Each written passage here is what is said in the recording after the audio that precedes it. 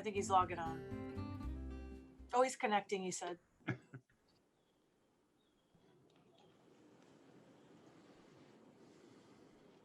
Oh, Okay, he's on. I have 9 o'clock, so we will go ahead and call the council work session to order. I do need to read our disclaimer. To ensure the public safety and comply with the governor's safer at home order in response to the COVID-19 virus, the Clearwater City Council will hold a public meeting on Monday, September 14th, 2020 at 9 a.m. using communications media technology. Pursuant to Executive Order number 20-69 issued by the Office of Governor Ron DeSantis on March 20th, 2020, municipalities may conduct meetings at their governing boards without having a quorum of its members present physically or at any specific location, and utilizing communications media technology such as telephonic or video conferencing as provided by Section 120.545B2 Florida statutes.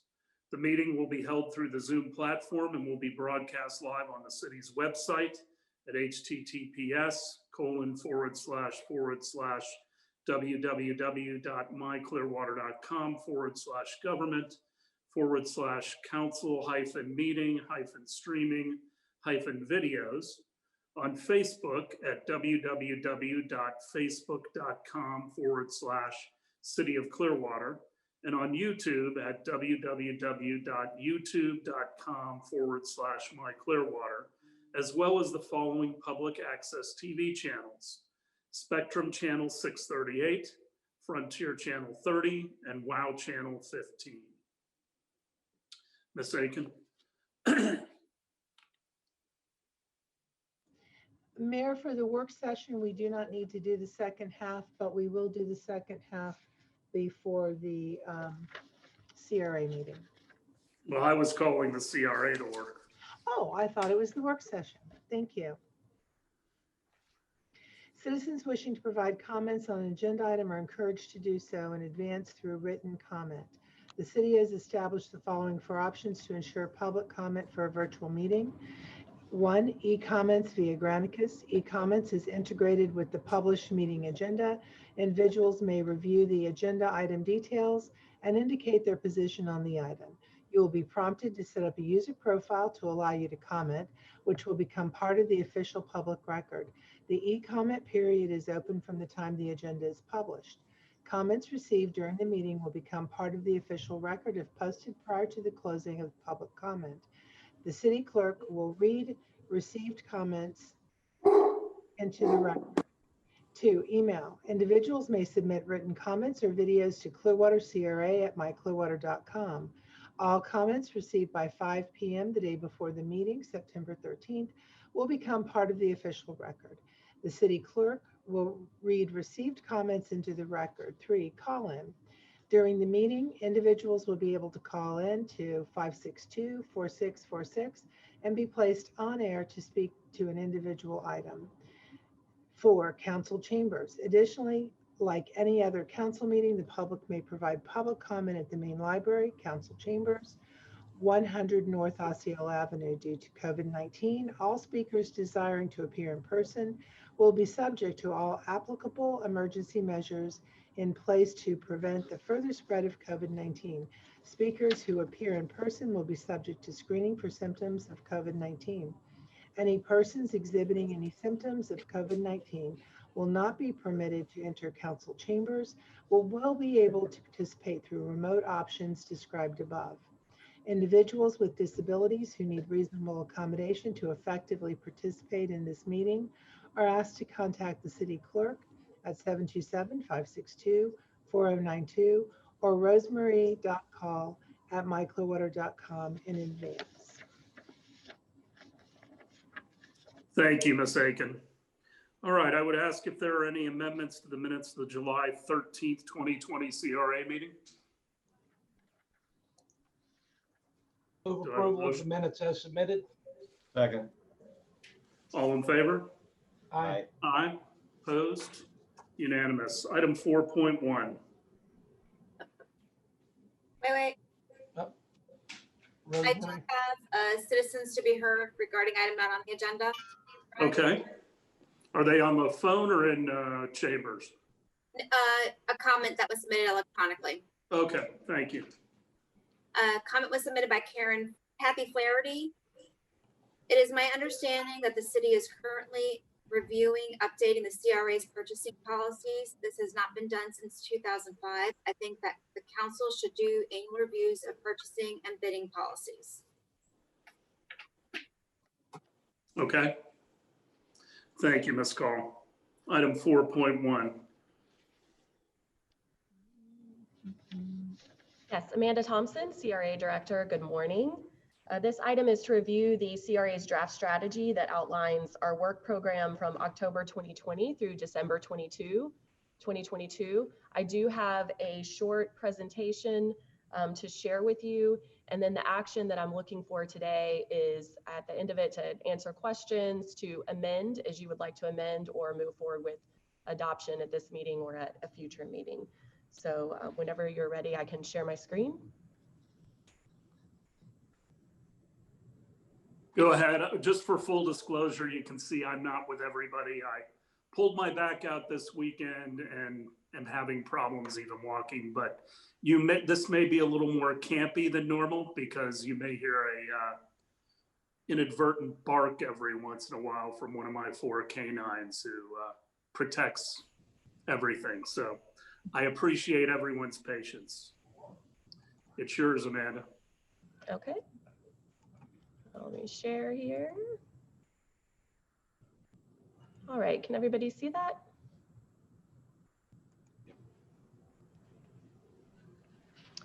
Great, good morning. So we, ever since the new council came on board when we were in shelter in place time, I've spent time in one-on-ones and also in public meetings kind of walking through what happened since 2018 with the CRA, and then also the direction that I'd like to recommend that we continue to move forward with. So I'm going to provide really a summary and overview of that. You have the attached narrative for a draft plan, so I don't want to belabor the points, but for the purposes of this meeting, for the public to understand, for you to understand what's happened, kind of where we're going and why.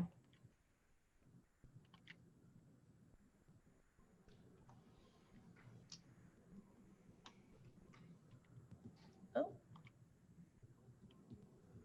that's interesting. When I move the slide forward, it just disappears. Yeah, I did. Okay, well. There we go. So in 2018, there was a downtown redevelopment plan that was adopted by council. And this is the vision from that plan, that downtown Clearwater will really serve as the urban core and heart of the city, that'll be focused on live, work, shop, and play. And that a major way that's going to be achieved is through creation of a high quality public realm. And certainly the renovation of Coachman Park and Imagine Clearwater is a huge investment and step towards that.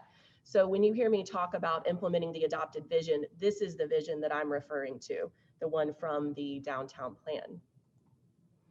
Our desired outcome, so when we drill down even further to the CRA, our greatest barrier to the restoration of a functioning private market is perception of downtown, the perception held by investors and by the public about what the city's role should be and just what downtown Clearwater is or could be. So our work, our single most important work, is to shift that perception to one that aligns with that vision of live, work, shop, play, and high quality public realm. Operationally, we live under a series of parameters that are defined by state statute, by local ordinances, by the redevelopment plan, the strategy document that we're discussing, and then of course our annual budget and capital improvements program. The reason why a short-term strategy is so important, and you probably wouldn't see this with a lot of other departments maybe, is because we are a funder, an investor. So we constantly have to communicate to developers, to business owners, to residents. This is how we anticipate the CRA funds will be invested, how they'll be spent. And so for me to go out and my staff to negotiate those deals, to find those partnerships, we need the clear direction that a short-term strategy provides. Just as a quick reminder, this is the CRA boundary. So all the tax revenue within this boundary, that's where our TIF money comes from, and that's where it has to be spent. So that's Drew Street to the north, Court Chestnut to the south, Highland on the east end, and the water on the west. It's a little over 400 acres.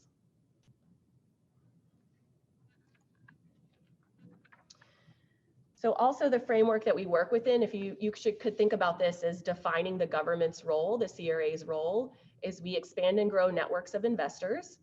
We provide places for our partners to implement the adopted vision. So an example of this would be Station Square Park or the current closure of Cleveland Street, right? The city said, hey, here, we're gonna make this a place where restaurants, you can implement your vision for outdoor dining and live music, promoting a positive brand, and reducing barriers to new housing and to business. So these are really the 4 areas that we work within. And the question here is, so it's a little bit different that we don't do direct service delivery. So we're not going to work one-on-one with a business to teach them how to do marketing, but we're going to market downtown broadly, and we're going to try to provide the kinds of services that would help all businesses market more efficiently and effectively. So we've talked about this before, you know, that it takes everybody really to revitalize a downtown. And when we're looking at this list, the question that we're always asking ourselves is who's missing? Who's missing from this list that needs to be a part of implementing this vision? How can we reach them? Do we have a role in building their capacity and strengthening them? Do we even have a role in maybe creating some of these organizations? And one big gap here that we hear a lot is that our residents don't feel connected to downtown, right? Whether they feel too far away or there's not events or activities or businesses that are interesting to them or something that they'd feel like driving for, or simply because we have a lot of competition. There's a lot of downtowns in Pinellas County. So we're really focused on how do we connect the residents to downtown. So in the next 2 years, there's going to be several impacts, positive and negative or more challenging. COVID-19, I don't need to say anymore. We're all aware of what those impacts are, the limits on in-person gatherings, different kinds of events, obviously business retention, right? Helping our businesses stay in business. There's going to be a significant amount of construction, which is wonderful, from the waterfront all the way down to Streetscape Phase 3 and the downtown Gateway area. We have our new trustees on board, and as we continue to learn about each other and what's important to all of you, determining the location of new City Hall. That's going to have a big impact on what kind of public-private partnerships we need to form and how we use the land that is used or not used for the location of City Hall for redevelopment. And then Pinellas County has just let out a significant amount of funding for workforce housing. So that's going to give us an opportunity to build new housing that might not have happened during this time. So when we look at everything I presented, when we look at all of that together, right, our downtown vision, our strategy, the parameters we live within, the audiences and partners we're trying to reach, if you take away nothing else from today, these are the 3 areas we're focused in, because this is where we can be most effective at changing the perception of downtown. And what I'll do now is I'm just going to briefly touch on actions we'll take in each area. I'm not going to do the laundry list of all of it. And then I'm happy to dive deeper if you'd like to. But the first is creating and sharing positive, authentic stories about downtown Clearwater. Right now, if we don't share our story, nobody else will. And we're in the process of building fans and helping people to share our story. But unless we do paid advertising, unless we are generating content, the murals, through online information, right, through events, then no one else is going to share our story about what's happening downtown. 2 is increasing investor confidence. In many ways, we're in a role right now of proving the market. We know that there can be success downtown. We've seen it with Clear Sky. We saw it with the Dreams of Dali exhibition. We've seen it with the Nolan apartments, right, that are 100% occupied. But we have 1 or 1 to 2 examples of those success stories, and most investors are looking for more examples than that. So we really have to continue to partner to increase investor confidence with projects that, again, prove the market, show that downtown can work. And then finally, investing in placemaking and placekeeping. And I do want to point out that this is a distinct philosophical shift for the city and for the CRA. And placemaking is those activities and programs that help you know you're in Clearwater, you're in downtown Clearwater, and you're not anywhere else, right? So when you think about the high quality public realm, it's, I know that the place where I'm sitting, the streetscape around me, the art that I'm seeing, the types of trees, the types of activities, this is unique to downtown Clearwater. And placekeeping is a recognition that we're in the process of building the Mercado per se. We want to recognize that there's already a community that exists there. There's already things that they value. There's already positive assets in that community that we want to keep. So we don't want to come in wholesale with all of our projects and just displace the people and the values and the wonderful things that are already there. We want to enhance them, we want to build on them, and we want to be very careful to include the community step by step as we're enhancing downtown. So with that, creating and sharing positive, authentic stories, we know that still the #1 way people learn about a place is through word of mouth and through recommendations from friends. So it's very important that we continue to reach our residents in the broader region directly. We do that through email newsletters. We do that through targeted marketing campaigns. We do that through community engagement programming that you'll see, whether it's events or things like the Dreams of Dali exhibit. And of course, the voucher program is our most recent example of creating and sharing positive stories. So moving forward, we are going to dive deeper into sentiment analysis. We already collect a lot of Google Analytics now, how many web page views, where are those clicks coming from? We keep building our email database, but we're going to dive even deeper. One story that I'd like to share quickly, when I first started here and we first started marketing, a lot of the comments on Facebook were very distrustful. You know, is this event really a city event? What's going to happen here? Are you sure that it's free? And we didn't have any shares or people tagging anybody. So if we had an event, someone might comment on it, but they wouldn't share it with their friends. Now, recently with the voucher program, this is the first time that we've seen over and over again people tagging their friends on Facebook, sharing that information. And if there is a negative comment, say, I don't go downtown, I never go downtown, there's nothing downtown, that another person will respond and say, actually, I have been downtown, it's beautiful, this restaurant is great, you should check it out. That's a big, big milestone for us, that the conversation is starting to shift online and we're starting to build those fans and advocates. The last thing that I would say here is you've indicated support for a Downtown Champions program. And again, this is part of building the network and positive stories where we can invite residents from all over Clearwater. What's your best idea for downtown? What would you like to see? Then work with them to connect them to the right resource and provide them from some seed funding to bring their idea to life. Increasing investor confidence. So investors, and whether this is real estate developers, this is the lenders from financial institutions, or even entrepreneurs, they're looking at a couple of key statistics. What's the foot traffic, right? What's the vehicular counts?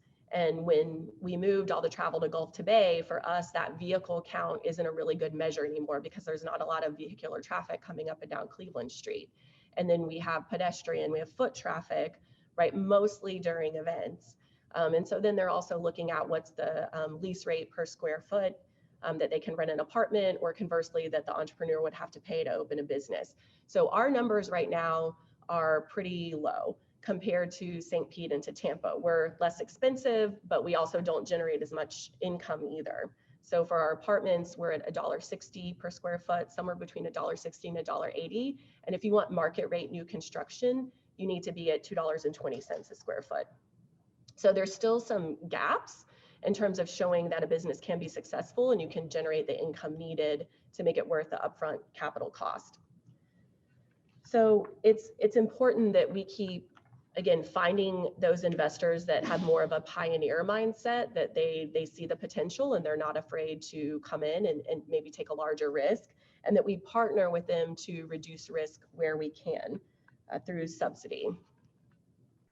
So for the next 2 years, because we're under construction, because COVID, we are just hyper focused on the properties that the CRA owns and turning those over for residential uses, or for the kinds of uses that would attract foot traffic, like entertainment and cultural amenities. You know, I'd say another big challenge here people don't often think about is what's called information asymmetry. right? That you might not know what properties are available. You might not know what property owners are willing to support a new business. So a key role that we can play is closing that gap and providing that information. And the way that we're going to do that is we have a specific campaign we're working on now for opportunity zone advertising and connecting those owners who have projects they'd like funded with the opportunity zone funds. The other thing that you're going to see under here is more of an umbrella grant approach to property owners for white boxing their spaces, so building them out so they could be ready for any type of use, facade grants, signage grants, and then more long-term technical assistance contracts for things like financial management and marketing. And here's where our partnership with the Downtown Development Board is really important, because they're able to do grants more quickly and more broadly than the CRA is. So by returning that increment back to the Downtown Development Board, the increment that goes to the CRA from their area, we are empowering the DDB to work directly with those business owners in their district to help them achieve their goals. So lastly, placemaking and placekeeping. And the reason this is important is that this is the #1 way that you engage your community. These kind of creative and arts and cultural programs, those kind of public space improvements, that's how you can reach the broadest amount of people and most quickly shift perception. It's also the way we get the most positive media coverage. Murals, while they might seem simple, they've generated more media for us than any other activity that we have undertaken. And this is more of a, I don't want to say hodgepodge because it's thoughtful, but this is definitely the broadest category with the widest variety of programs, all the way from wayfinding, which is a capital improvement, right, to give a visual look and update that look and that brand for downtown, and all down to community policing and codes enforcement. And there have been some questions about codes enforcement from Ms. Flaherty lately, and we have a dedicated codes enforcement officer through planning that focuses on the downtown gateway. And I've added in there, not in this year, but in year 2, we'll start looking at, could funding go towards residential upgrades for facades and helping to address blight issues that might have been identified through codes enforcement. So with that, what I think about all the time when I wake up, when I go to bed, and I dream about it occasionally, is, are we changing the perception of downtown? So this is our North Star. Everything that we do, we try to be very disciplined and focused and make sure that we can draw a bright line to this question, are we changing the perception of downtown? So with that, I will pause and I'm happy to answer any questions. Questions for Ms. Thompson?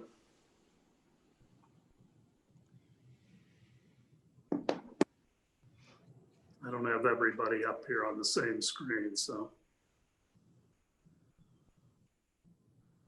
Questions? Councilmember Bunker. How's it going changing the perception of downtown?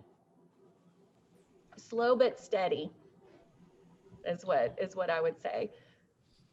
In the examples that we have of that is we have had an increased participation from real estate developers in the CRA sites. So we have an RFP out now for an apartment development at South Washington and MLK. And when we released that RFP before, we only had one response, and it was 60%, area median income, completely subsidized tax credit project. And then over the past year and a half, I've had many more developers approaching me about developing that property with mixed income. Our businesses, our restaurants are more stabilized.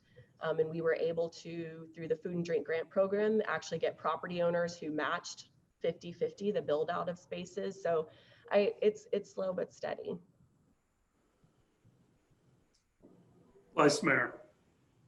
Yeah, what I see is we used to spend a lot of money bringing people down for events once a month, and we'd get a lot of people down, but there wasn't anything to bring people back during those times. And, between the events and now with the street closure, we're finding that we're really it's getting around in the community how nice downtown is for the, not for the entertainment, but every night, you know, for the restaurant and the activity that's happening on the streets, which is, I think, really, really positive.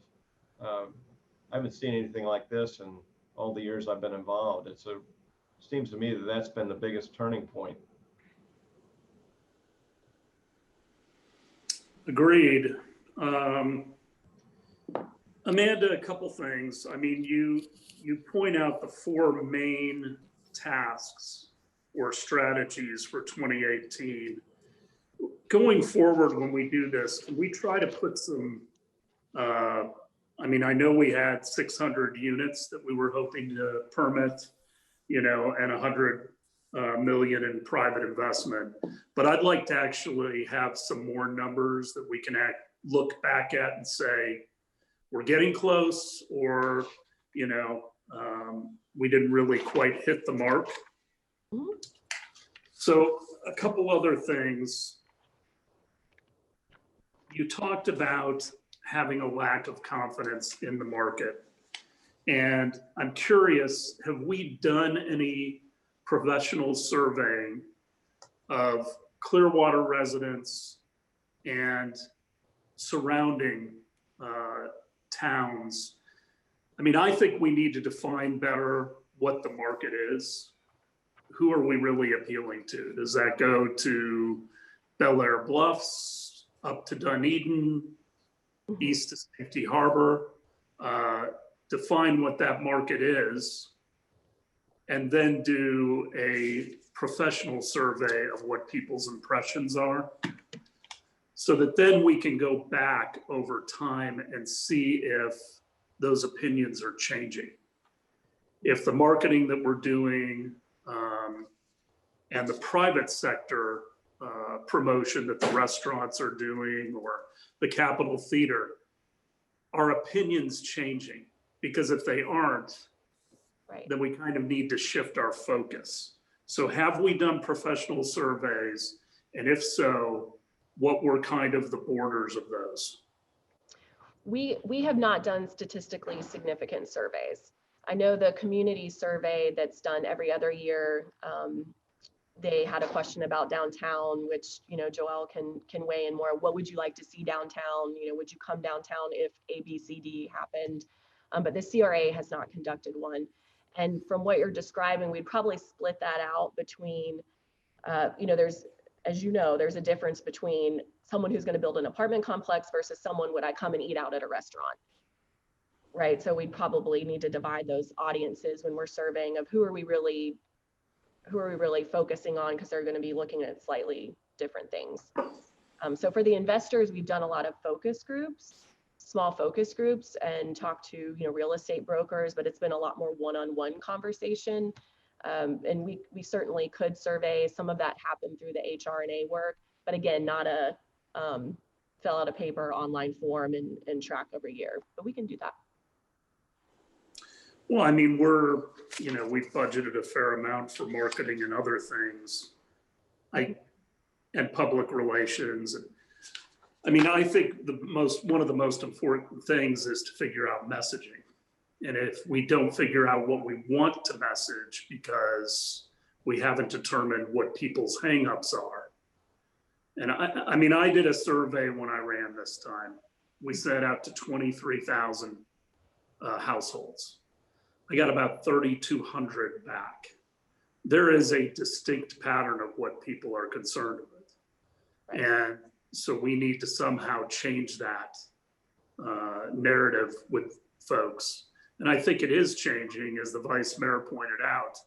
Having Cleveland closed, I think, has been really beneficial. But the two things that I came away with from your report is, I want to put some metrics in that we can actually measure trend. Mm-hmm. And then I would like to do something more specifically with some surveying so that we can target what we're trying to change. Councilmember Hamilton. Well, I'm gonna come at it from a little different angle, because I look at our downtown, our CRA area is much more than just the 500 and 600 block of Cleveland.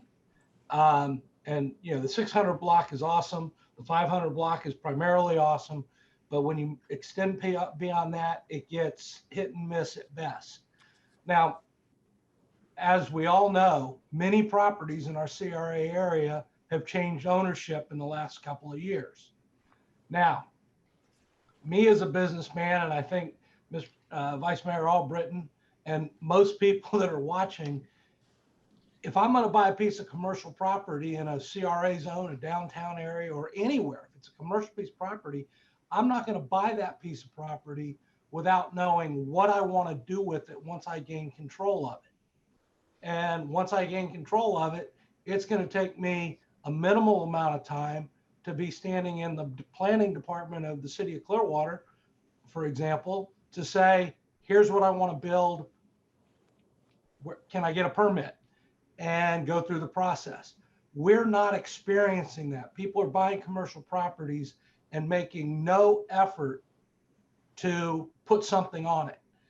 Is there a way for us to contact each and every one of those new property owners and just flat out ask, what is your plan for that property?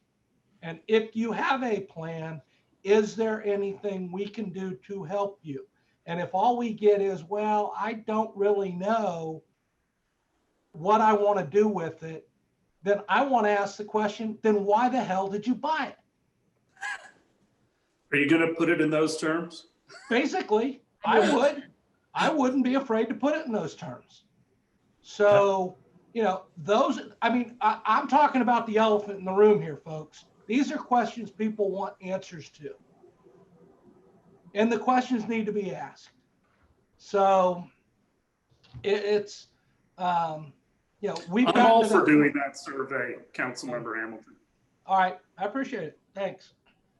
So our approach to do that is we are constructing basically a slide deck, and it has all the demographic information about downtown, and then we're sending that to the property owners and saying, look, if you send us your property information, what you want on there, you will be part of this massive advertising campaign that's happening November through February. So we want to ask that question also with a little bit of a carrot, to say, if you have information to share with us, you're going to benefit from a massive marketing campaign. That's the approach that, we were going to take first.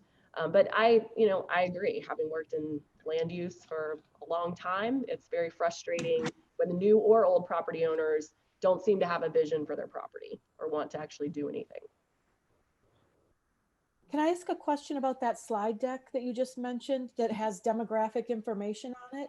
What type of demographic information is it going to have? And you said that when people respond, first of all, you can't compel them to respond, correct? And then if they do respond, they'll benefit from a massive marketing campaign. Well, we have a number of, empty storefronts. So they don't need any marketing campaign because there's nothing there. You know what I mean? So what kind of demographic information are you asking for on that deck? Sure. So the marketing is for investors and investment funds. So they're marketing to get someone to invest in their property. Or to start a business, not marketing what currently exists in their property.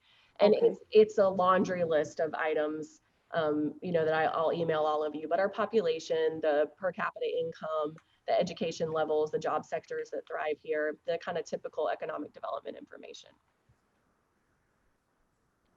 Councilmember Bunker.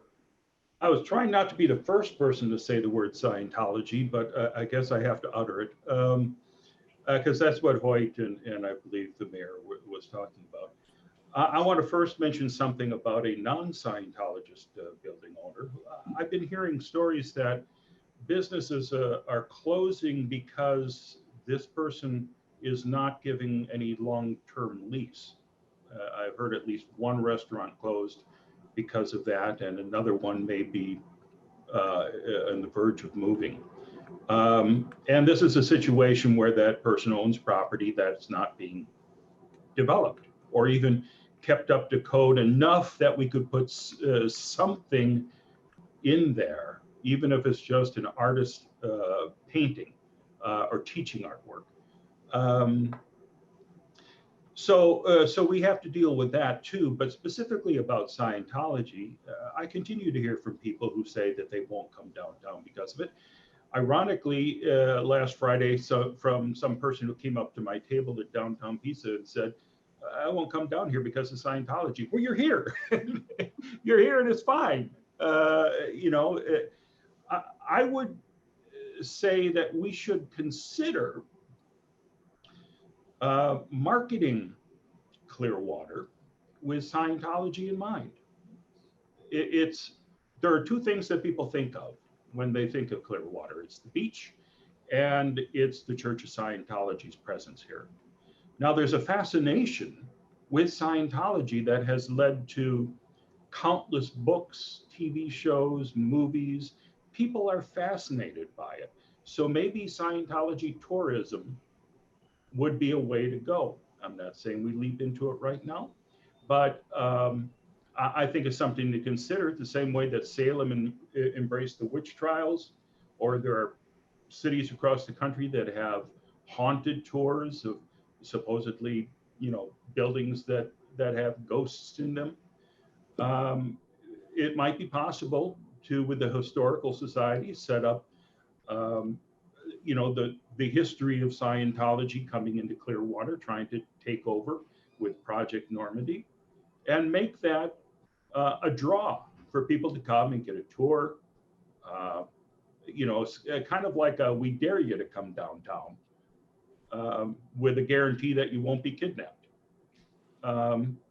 Just something I wanted to toss out there, but that's the perception.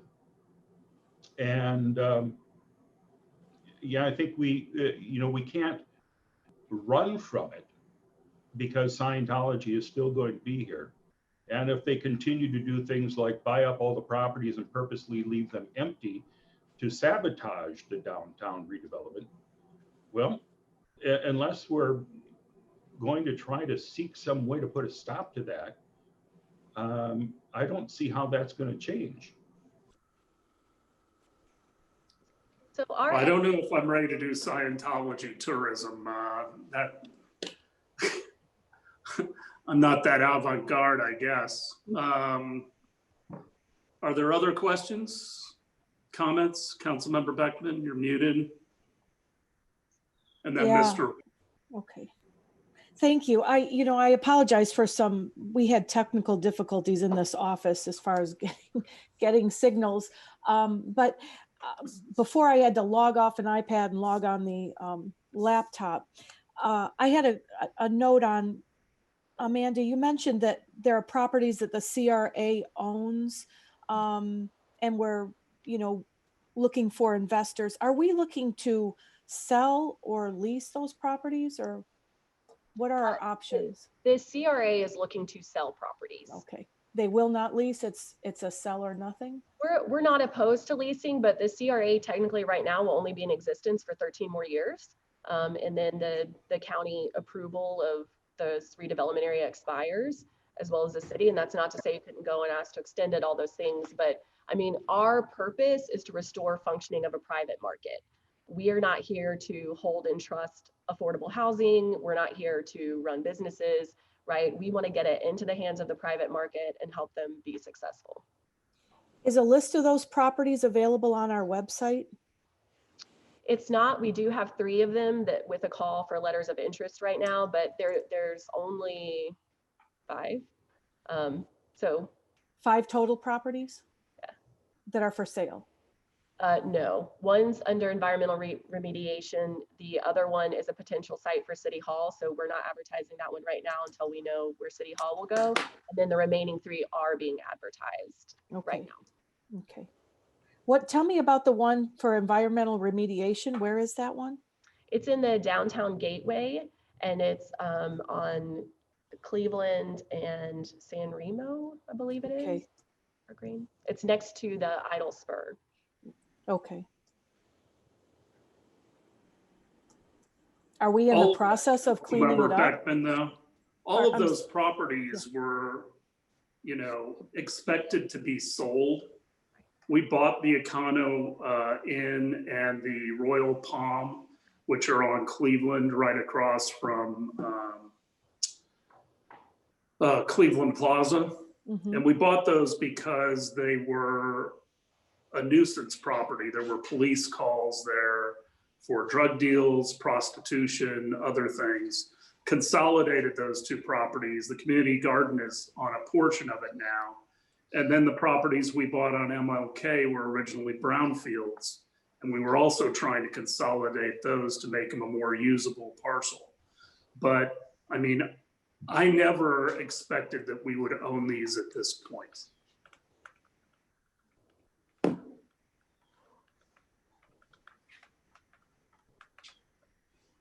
Are we asking too much for them?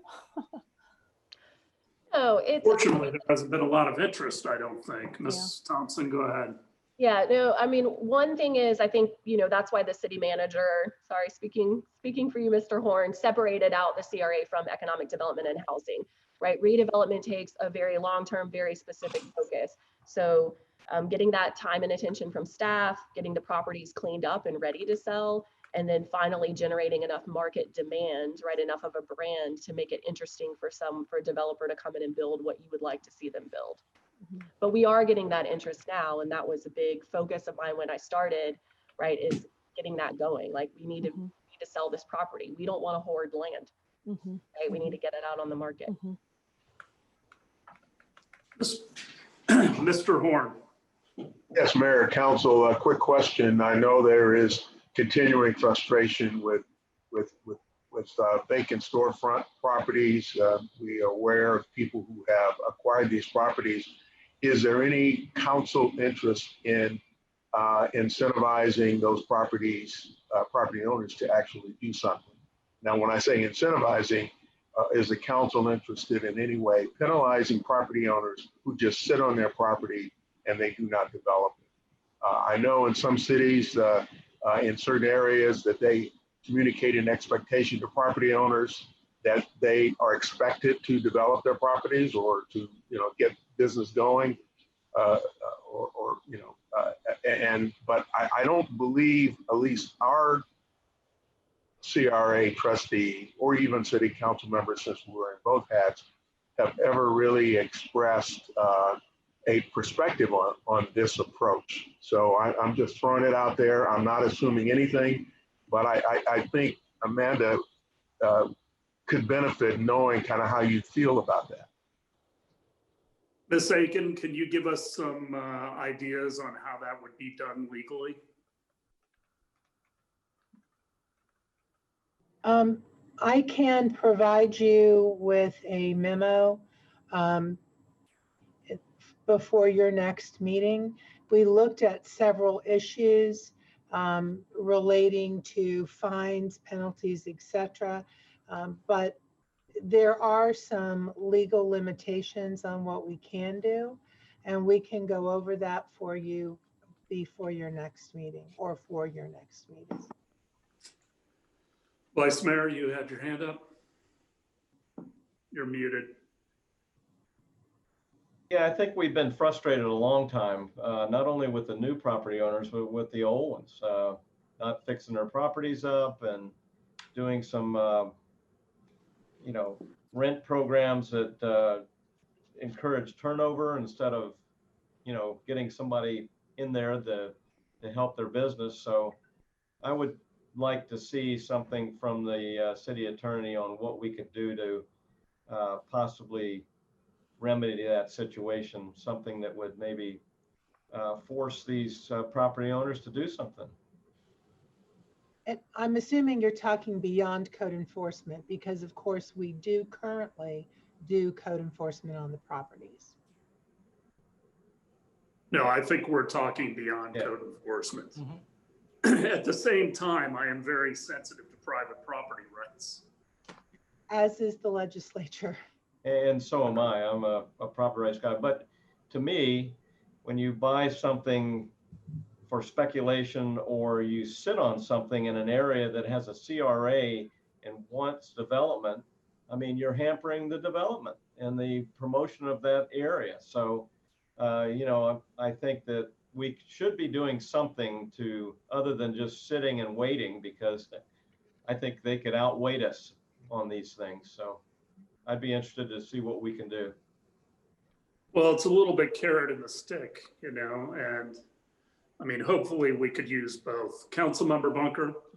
Isn't this some of what St. Pete did? Saying there's going to be daily fines if you don't get something in the buildings? Something? That's really for the city attorney to come back and give us some guidance on. I want to make Okay. certain that we're on solid legal ground. Otherwise, we could be opening up a can of worms that we really don't want. But Councilmember Hamilton? Well, like I've said before, I've always been a very, very strong proponent of property owner rights. If you own the property, you have the right to develop it any way you desire within parameters that are set by the city, and zoning requirements and everything else. However, the flip side, the other side to that coin is there's also responsibility to being a private property owner.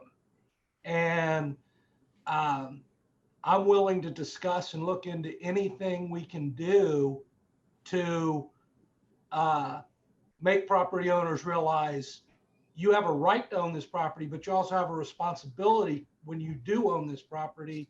And I'm willing to look at any and all possibilities to kind of stir it a little bit and get some action going. And in our case, we have some property owners that have capital, that have funding, and we have many property owners that do not have cash in the bank. So you're looking at really steep cost, right, to renovate those spaces, to bring somebody in. So what we continue to work on is how do we find other financial institutions, other investment partners, right, or businesses that are capitalized to partner with those property owners, because the CRA can't fund the build out of every single space. And that's been one of our struggles, right, is finding those other investment partners. Okay, so Ms. Aiken, I am hearing Ms. Beckman. Yeah, I have a question, a follow-up with what Amanda just said. So I too was thinking about carrot versus stick as far as incentives versus penalties to get these property owners to move a bit. But what you just said, Amanda, was some of our property owners don't have funds to develop this piece of property or whatever. Are you privy to their financial, holdings and standings that that? I mean, how do we know that? Is that just their word? Because I'd hate to be incentivizing with a bunch of carrots when these people are sitting on a bunch of money. You know what I mean? It's frustrating that there have been so many properties empty for so long, and these people certainly have enough money to pay property taxes and insurance and sit there and let them, drag down our downtown. I certainly don't want to offer some kind of financial incentive to those type of people that have the means and are just kind of waiting it out.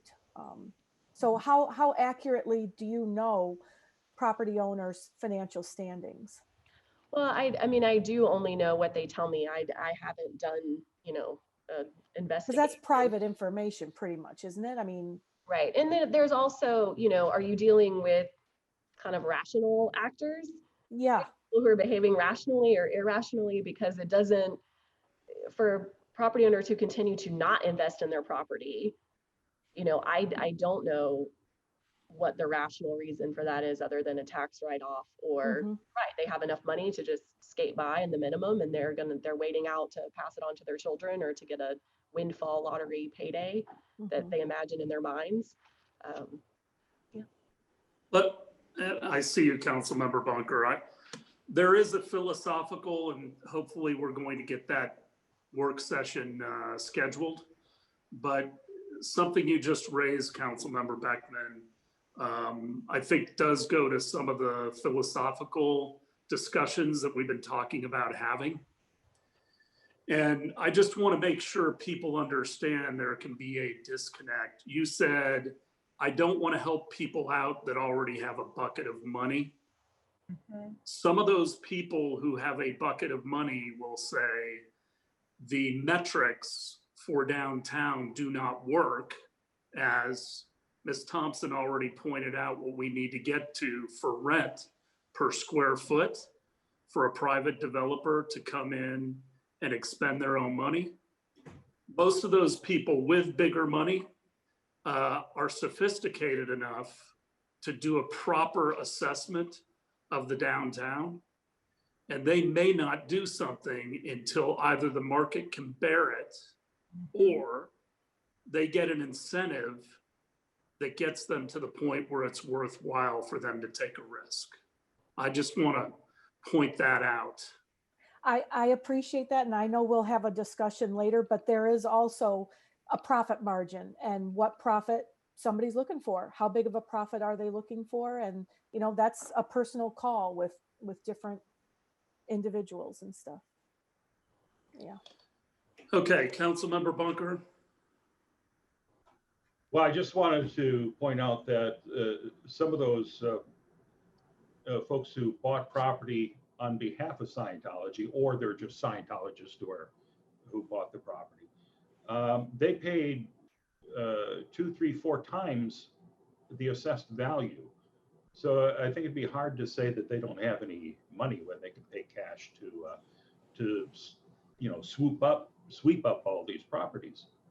Also, I would like to ask, is there any way that we could put a limit on how much any nonprofit could own in the downtown area? It seems to me that the downtown, there should be some rules restricting it to restaurants, shops, things that make it downtown vibrant. If there are going to be more pop-up stores like the Way to Happiness and taking up a city block, well, that gives a certain feel to the downtown that can't be avoided. And it seems to me that we should be able to say, okay, you're here. We're not going to chase you out of town or anything like that, but let's make this a business district if that's what we want. Business. Ms. Aiken. Yes, sir. There are constitutional issues with requiring people to either have or not have a particular religion in order to own property. So again, I'm not saying that. Oh, you had raised this issue previously, and so we have taken a look at that, and I will include that in the memo that we send to you. So let me, what I'm hearing from the council is they would like to have the legal department look at some things that we can use to incent people or potentially to fine them and come back to us at the next meeting. I had asked that we eventually do some formal scientific surveys of people around the greater downtown area, not necessarily just residents of Clearwater. Because if you look at Dunedin, if Dunedin were only drawing people from Dunedin, they would not be as successful as they are. So I think the radius needs to be greater than just Clearwater. But I would like to get some statistics and some anecdotal evidence of what keeps people away. I think we know Scientology is certainly one of the factors, but I want to be able to measure that over time and see if perceptions are in fact changing. Is that something that the rest of the council supports or not? Yeah, I do. I've got you on different screens, so I'm kind of going back and forth. I'm sorry, I can't get the 5 council members. Councilmember Hamilton and Albritton, are you good with that? Okay. I'm good. Yep. And then Ms. Call has a comment. Yes, a comment was submitted by Kathy Flaherty to remind all the CRA Board of Trustees gets its authority through Florida Statute Chapter 163 to quote from Florida Statute 163 .335, a CRA district is formed when there exists a state of slum which constitutes a serious menace injurious to public health, safety, morals, and welfare of the residents of the state. That the existence of such areas contributes substantially and increasingly to the spread of disease and crime, constitutes tax revenue, substantially impairs or arrests sound growth. As a resident and business owner in the CRA district, I can tell you that the 2018 strategy of creating and sharing positive stories about downtown Clearwater has not resulted in any benefit to the blighted conditions. Throughout the CRA area, there is open prostitution, blatant drug dealing, derelict homes, apartments, derelict lots, derelict closed businesses, and just general blight. As for investors, a Tampa Bay Times article dated July 25th, 2020, titled Clearwater asks 50 developers to pitch ideas for its waterfront, two responded, sums up the lack of interest in the city. So as you can see, even though the CRA administrator may say that the 2018 strategy has been a success, it is clearly not. Please do not follow this strategy any longer. It is a waste of time and money, and also costs tax revenues, home values, etc. I urge the council to think of another strategy. The powers of this council are in Chapter 163.370. The council has the power to initiate programs and projects that directly affect the blighted areas, all sorts of great, meaningful projects and programs. The downtown core area has CRA funds through the Downtown Development Board, so that area is always guaranteed to have guaranteed improvements. Other areas, such as the East Gateway, has been ignored for Mr. Horn since 1998. Making up stories and ignoring areas in the CRA for 20 years has not helped reduce blight. Programs and projects that physically reduce the slum conditions do. The council has a fiduciary duty as trustees to look out for the entire CRA area and spend the funds wisely. Okay, anything else for this item? Council, Mayor, Council, I just want to point out that the statement attributed to me in Ms. Flaherty's comments are inaccurate. Okay, thank you, Mr. Horn. All right, item 4.2. Yes, approve the fiscal year 2020-2021 Community Redevelopment Agency preliminary budget, adopt CRA Resolution 20-02, and authorize appropriate officials to execute same. So this is the annual operating budget and capital improvement funds for the CRA. We have a 4.8 million overall budget. Just some quick highlights. Our tax increment revenue increased by 15% over last year's budget. And this compares with a 6% increase in value citywide. Our funds are divided between operating funds, which pay for staffing, and you'll see later the interlocal agreement with the city that shows that cost, and project funds, which are the state and county restrictions on how TIF funds are spent. So the operating expenditures have decreased by 114,000. That's because we have not renewed for Blast Friday for this upcoming year. So that's the majority of that decrease there. And then you'll see that we're transferring out county TIF funds into transportation, infrastructure, housing, and city TIF funds into all those categories, plus community engagement. And I'm happy to answer any questions. Any questions for Ms. Thompson? Councilmember Beckman. I have a question related to a resident's comment, which I think Ms. Call will probably read, but she asks what we're doing with funds to mediate blight instead of spending it on advertising and art, which I tend to think the more people we get down there, the more life and energy. And I think the art, in particular murals and things like that, that are long-term, is a good use of funds. But can you just speak to her concern about the mediation of blight? Yeah, sure, happy to. So the programs that happen in the Downtown Gateway, we support the community garden. We provide land for that.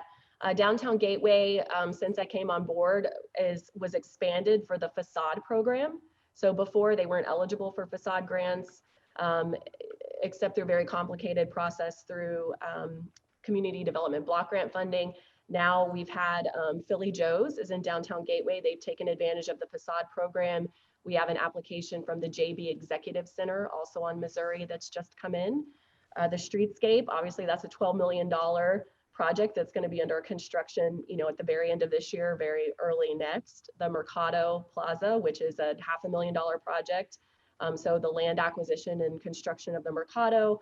The restaurants in downtown Gateway were eligible to participate in the dining program. Even though we worked, they all had direct contact. You know, we translated forms into Spanish. Those restaurants did not choose to participate. And I'm not sure why. We're still trying to understand that. So there's that program, the murals, the Children's Day Festival, which of course didn't happen this year, but has happened on an annual basis.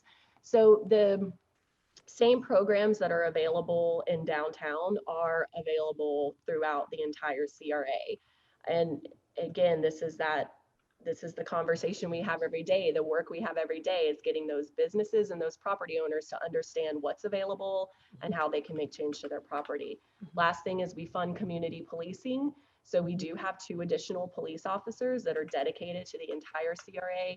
Planning and housing, they have 1 codes enforcement officer that's fully dedicated to the downtown Gateway. Thank you very much. Other questions, Vice Mayor? You're muted, sir. Yeah, I was just going to ask about employee expense travel of 10,000, but it looks to me like we only spent 3,000 this year, and your proposed budget is 3, down from 10. I thought that was a little excessive, especially. Go ahead. Yeah, we have 4 employees. I have a specialist and 2 managers and myself. And I mean, obviously a lot of travel didn't happen this year. And I know that might seem unusual compared to other departments, but that's how we build the network of investors. That's how we get the training we need on the wide variety of tasks that we have to undertake. So I realize that might seem high, but when you look at the variety of work we do, from architectural review to marketing, right, to community engagement programs, it's a lot of different skill sets. Thank you. Other questions? Ms. Call? A comment was submitted by Kathy Flaherty. I think the budget should reflect the needs of the community at the present time. Funding community engagement, $250,000 seems high. The CRA area is still blighted. Installing ARPA for infrastructure is improved does not fight blight. The council needs to think of mediation of blight before advertising and art. Okay. Ms. Thompson, I've got a couple questions. The advertising budget goes from 40,000 last year to 20. Is there a reason for that? I see you've only spent 14.5. We shifted the majority of that funding into the community engagement line item. So what we tried to do with the new budget categories is really the operating budget this is just, you know, kind of more daily operational activities that happen, say, you know, the Facebook ads to advertise the CRA meeting. And then when it's really a specific project, like a targeted campaign, then that's being housed under the engagement budget. So we can have better metrics and reporting on how we're spending funds. And when was the last time we did a facade grant? What property? It's 808 or 803 Court Street. They came before you guys in May, I want to say, May or June. Where the edible arrangements and the center simulation businesses are. Right. Okay. And what do you expect to spend the 642 on this year? Do we have in the things lined up? Well, we have the JB Executive Center. We also have potentially the Frontier Building would be a big one. The Verizon Frontier Building is out there as a possibility. So part of it is in the same way that we plan for repaving of roads, right? And we're putting a little bit in every year. We're doing the same thing across these capital improvement budgets as well. And that goes to the transportation. We are going from 79,624 to 214,201. What is anticipated this year? So we've had a couple different ideas of how we might partner on transportation. It's really led by the planning department, planning and engineering department, but the transportation planner position has been vacant. But a couple different projects that we've talked about is upgrades to Pinellas Trail. So the CRA would probably fund the design and maybe some of the installation of whether it's enhanced lighting or landscaping, any of the complete streets efforts that are going on in the CRA area. And then we've also talked about going ahead and designing the streetscape standards for the rest of downtown in anticipation of redevelopment. So if you have a vacant lot and you come in and you're redeveloping, we can hand you already the design of what the street needs to look like. But right now I've put some funding in there just to be responsive, or if we need an update to the parking study, something like that, but there's nothing specific that's nailed down at this point. And we did see a fairly significant jump this year in revenues because of the unusual prices that were paid. And when Apex 1100 comes online, when you see like the Nolan, when you see those big residential projects come online, they add a lot of value as well. Okay, any other questions? Move approval of agenda item 4.2. Second. All in favor? Aye. Opposed? Unanimous. 4.3. Mayor, I have a resolution to read. I'm sorry. Resolution number 20-20, a resolution of the Community Redevelopment Agency of the City of Clearwater, Florida, adopting the CRA FY 2020-2021 annual operating budget, providing an effective date. I move that we adopt CRA resolution 20-21. Second. All in favor? Aye. I, Opposed? Unanimous. 4.3. Okay, approve an interlocal agreement between the City of Clearwater and the Community Redevelopment Agency to provide staffing and administrative services for the CRA, provided for the reimbursement of certain expenses by the CRA to the city, and authorize appropriate officials to execute the same. This is a fairly standard interlocal agreement that the CRA and city have used for the past several years. And the CRA provides TIF funding not to exceed $500,000 to cover the city's costs for staff and other administrative services like IT, city clerk, et cetera. Questions for Ms. Thompson? Move approval of agenda item 4.3. Second. All in favor? Aye. Opposed? Unanimous. Item 4.4. Yes, approve an interlocal agreement between the Clearwater Community Redevelopment Agency and the City of Clearwater to provide CRA funding in fiscal year 2020-2021 in the amount of $250,268.12 to underwrite the cost of additional community policing services by the Clearwater Police Department in the Downtown Gateway District, Prospect Lake District, Downtown Core District, encompassed by the CRA to address quality of life issues, drug dealing, prostitution, and homelessness, and authorize appropriate officials to execute the same. And Chief Slaughter is here today.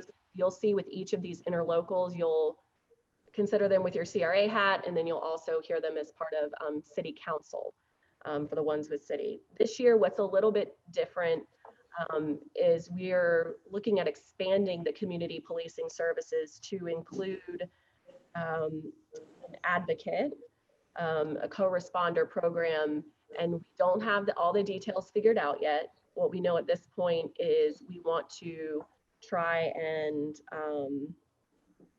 see how we can build in more support for police officers to help people that they encounter on the street that are dealing with different kind of mental health issues or homelessness or abuse, whatever it may be, to connect them with a web of resources to get them permanently out of that condition. I'm happy to answer any questions. Any questions for Ms. Thompson or the chief? Vice Mayor? Yes, this would go to help what Ms. Flaherty had written before about the East Gateway, and I'm aware of the problems that we've had up there for a while that have been hard to take care of, but this should help with that, shouldn't it? Yes. Especially the persistent right? The persistent social issues, like drug addiction. Yeah. Other questions? Ms. Call does have a comment. Comment was submitted by Kathy Flaherty. As a resident and business owner in the East Gateway, this program has helped to reduce the level of prostitution, drug dealing, and crime. There are still prostitutes, pimps, johns, and drug dealers on the corners, but their numbers have reduced where I live. I have noticed that some have moved to other areas of the CRA, so it is vital to keep this program. The lead officer is a blessing to this area. Any other questions or comments? Is there anyone from the public to speak to this item? Nobody from the public at the library? Okay. Do I have a motion? Move approval of agenda item 4.3. Second. All in favor? Aye. Opposed? Unanimous. 4 point, we're on 5. Right, that was Oh, okay. You said 4.3, correct? My bad. Okay. 4.4. Okay. We don't need to re-vote on that, do we, Ms. Call? yes. Move approval Yes. of agenda item 4.4. Second. All in favor? Aye. Aye. Opposed? Unanimous. 4.5. Thank you. Approve the interlocal agreement with the Downtown Development Board to provide personnel, administrative, and management services during fiscal year 2020 to 2021 and the amount of $76,084.92 and refund the CRA tax increment fee of $340,088.01 and authorize the appropriate officials to execute the same. Ooh, sorry, I need more coffee. So again, the Downtown Development Board and the CRA have had a long partnership over several years in which the DDB is an independent taxing district. So they are governed by a city ordinance. They were established by state statute, and then again, some city ordinances. The property owners within the Downtown Development Board pay an additional 0.97 mil. Because the CRA receives the increment of any tax entity, that portion comes to the CRA. We then enter into an agreement to not only provide them staff, but return the DDB's portion of the increment. And then DDB members are elected by the property owners within the district. They have an annual election and a rotating order in which different seats are up for election. So that being said, I recommend that you continue this relationship and approve the interlocal agreement. For the CRA, it really helps us more efficiently achieve some goals of the downtown plan because it can provide that really quick and broad financial support to downtown businesses as well as special events. And I'm happy to answer any questions. Any questions for Ms. Thompson? Councilmember Beckman. Yeah, I just, again, I wanted to bring up this concern of a resident who has submitted a written note about, so you're saying the DDB is an independent taxing district, the property owners pay an additional 0.97 mils, and that you are returning the DDB portion of that increment. It seems that her concern is that the DDB is getting additional funds from the CRA. Is that correct? A pass through. Correct. Okay, good. I just wanted to clarify then. Thank you. Other questions? Any comments, Ms. Call? Comment was submitted by Kathy Flaherty. CRA funds should be spent collectively throughout the CRA district. As the CRA administrator explained in a recent email exchange, the DDB has more flexibility than the CRA on types of activities it can fund and primarily focuses on special events, although they are expanding support for businesses. This agreement does not help to alleviate blight, which is the CRA's purpose. The DDB should not get any special treatment related to the funds they raise in that district. This basically allows for CRA funds to be spent in ways not allowed by law. Can you address that, Ms. Aiken? Are we following all of the laws of the state of Florida? Yes, sir, we are. And the only funds that get returned to them are the increment of their millage. It is not the overall increment within the CRA. And their geographic area is also smaller than the overall CRA. So yes, we are in compliance with state law. Okay, other questions or comments? Nothing else from the public? Anyone to speak? No one's shown up. Move approval All of right. agenda item 4.5. Second. All in favor? Aye. Opposed? Unanimous. Director's report? Yes, I do have just a couple quick items to update you on. We are in the process of receiving quotes for the holiday extravaganza for different installations. To get an ice rink would be $130,000. Very expensive, really not environmentally sustainable. So we're moving away from that idea, especially not knowing how many people would actually participate. And we're really just focusing in more on different light installations. We're also working with Jazz Holiday to try to reimagine, whether it be through November, December, what series of smaller outdoor performances could look like on CRA property. So perhaps using the lot next to the white warehouse on Franklin Street, the potential city hall site, and imagining, okay, what could that look like as a little miniature outdoor performance venue?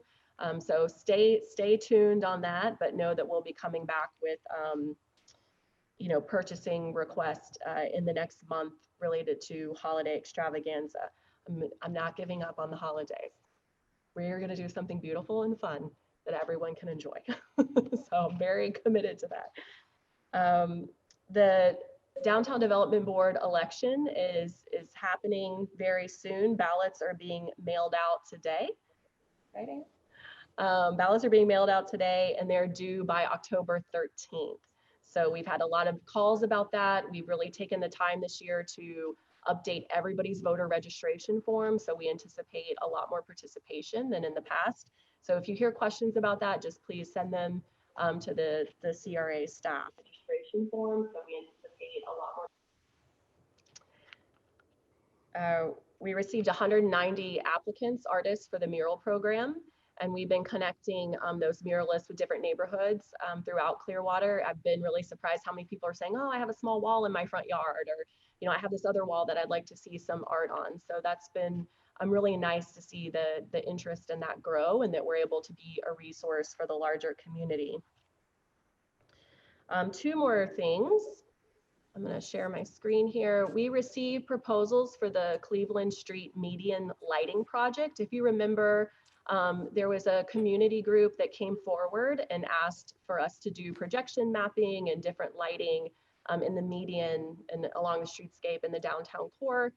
And we wanted to expand it all the way up to Apex 1100. And it got the support of the Clearwater Downtown Partnership, the Merchants Association, and the Downtown Development Board. Let me just share screen here. So we received one response. Escape. And this is an international, gosh, what are they? They're like a experience firm. They're called the Moment Factory. They create immersive large-scale installations for commercial, nonprofit, all sorts of different clients. And the idea that they proposed is something called the ripple effect. So we know that everybody loves the beach, right? And when they leave the beach, they're traveling throughout the rest of Clearwater, and they were playing with the idea of how do we create this ripple effect from the beach into downtown. And so what that would look like in this first initial phase is that there would be blue gels to provide uplighting along the streetscape. And at this point, this would mostly be in the 600 block, right around Station Square. So you'd have the signature blue lighting, and then you would have an interactive feature in Station Square Park. So these little pods that are shown around the fountain, when you jump on them, it then projects an image that changes. Right now it's showing on the side of One Clearwater Tower, also known as the Bank of America building. So it's interactive, it's participatory, and it's something that's meant to really draw you in right, at night when the lights can show up. Right, so here's just another example of it. And then there's some smaller lighting that would happen kind of around and through the park. So the community group who was really interested in this project, Eleanor Lydia was on the review committee for this, representing the downtown partnership. Chris Hubbard, the cultural affairs coordinator, myself, we had a representative from Parks and Recreation. We all really fell in love with this concept. I think it's really powerful. It's really beautiful, very unique for this area. It's scalable. It's the content's changeable. You can change the lights for season. You can change whatever images are projected. However, I will say that just to do this block and this installation is $300,000. And which is a significant investment. And we also still would have to find a local AV partner who would help maintain it, right? Whether we have to take the pods in at night or leave them out, there's still a lot of maintenance kind of and longevity questions to be answered, which we're working through. But I did want to let you know that, we're diving deeper with this company to understand, what the full cost is going to be, and also just wanted some of your initial responses to this concept.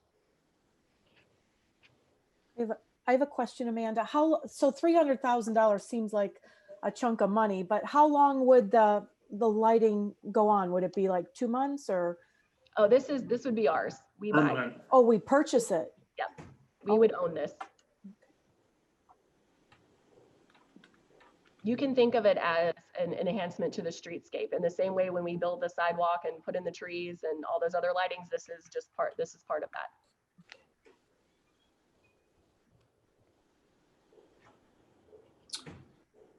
Okay, other comments? I can't see all of you because the presentation is up, so. And I'll go ahead and. Well, I think it's an interesting concept. I think, Amanda, I want you to go forward and get answers to the other questions that you put out there. I think it's worth looking into. I'm not ready to give it my 100% seal of approval just yet, but I think it's definitely worth doing the legwork. Other comments, Vice Mayor? Yeah, I think this would definitely make a draw for downtown, which is what, our budget for putting on the Ruth Eckerd to do once a month concerts probably exceeded this. So this would be something that would happen every night, or it would be ours to own and to be constant. I think it's a good investment. And I'd like to see that all the way down to the entrance of Imagine Clearwater. I want to get more details on it. Have we asked the building owner at 600 Cleveland whether we can project on his building? We're going to be doing a FaceTime with the designers and them tomorrow at 3:30. With Mr. With the owner? Yeah. Okay, so we have not yet asked. No, but his COO, Janelle Branch, is on the committee who proposed this and has reviewed about it and knows it. There was also talk of lighting the trees. Is that something that's fallen through? Yes, so the proposal for what we got back, they thought it would be more impactful based on the projects that they've set up in other cities for this approach, that we weren't going to do string lighting because of the environmental and maintenance concerns, and the canopies aren't really big enough to do interesting projection, to do the projection on the trees. So this is what this company proposed. So it took it a little bit of a different direction, but I actually think it's better because it's more participatory and expandable and changeable. And what is our next best use of those funds? Housing. So which has a greater long-term impact? Well, it's really an and, right? Because we are always dealing with this moment and the future. So when you think about we're going under construction, We're building audience for Imagine Clearwater and Coachman Park, right? We got to start getting people practicing coming downtown to experience something. When you think about what generates foot traffic in the short term to get up our numbers to attract investors, we have to have programming, whether that's installations, special events, right? Marketing campaigns. That's this, here's where we are today and in the next couple of months foot traffic thing. And then the long term, which is people living down here all the time, going out to eat, going to CVS, going to their job, walking their dog in the park, that's the housing.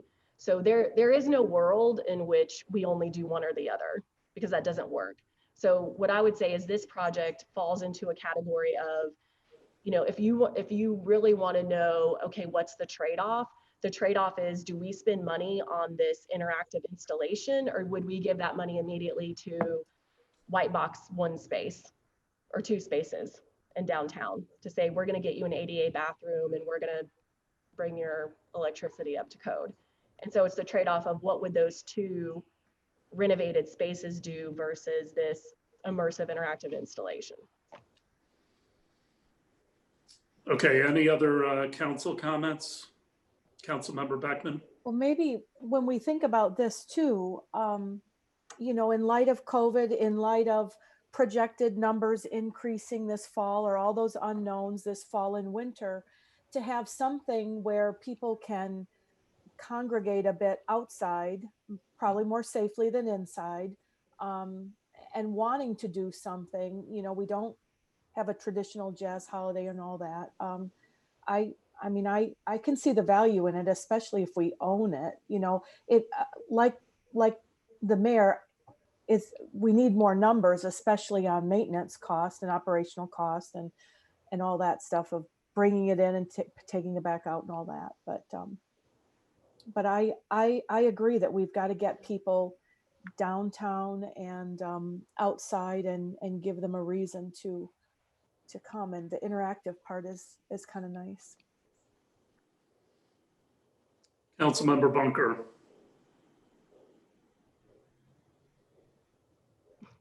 You're muted. Sorry sir. about that. Yeah. That's all right. For the interactive part, if there's not a kid or somebody jumping on one of those pods, is there going to be something projected on the building? It can be designed that way. Okay. But you'd want it in such a way that if people were walking by, they knew that they needed to do something. You wouldn't want to think, oh, it's complete and done, there's no interaction for me here. And $300,000 for essentially this, is it the entire block or just Station Square? So that's one thing we need to figure out. Blue gels are not expensive. And the team hasn't been able to do a site person visit, obviously because of travel restrictions and quarantine restrictions. So that's why we're going to do a live call and really walk them around so they can see more than what they could see on Google Maps for the infrastructure. So the things that they have, the designers have cautioned us to think about is you want a sense of arrival.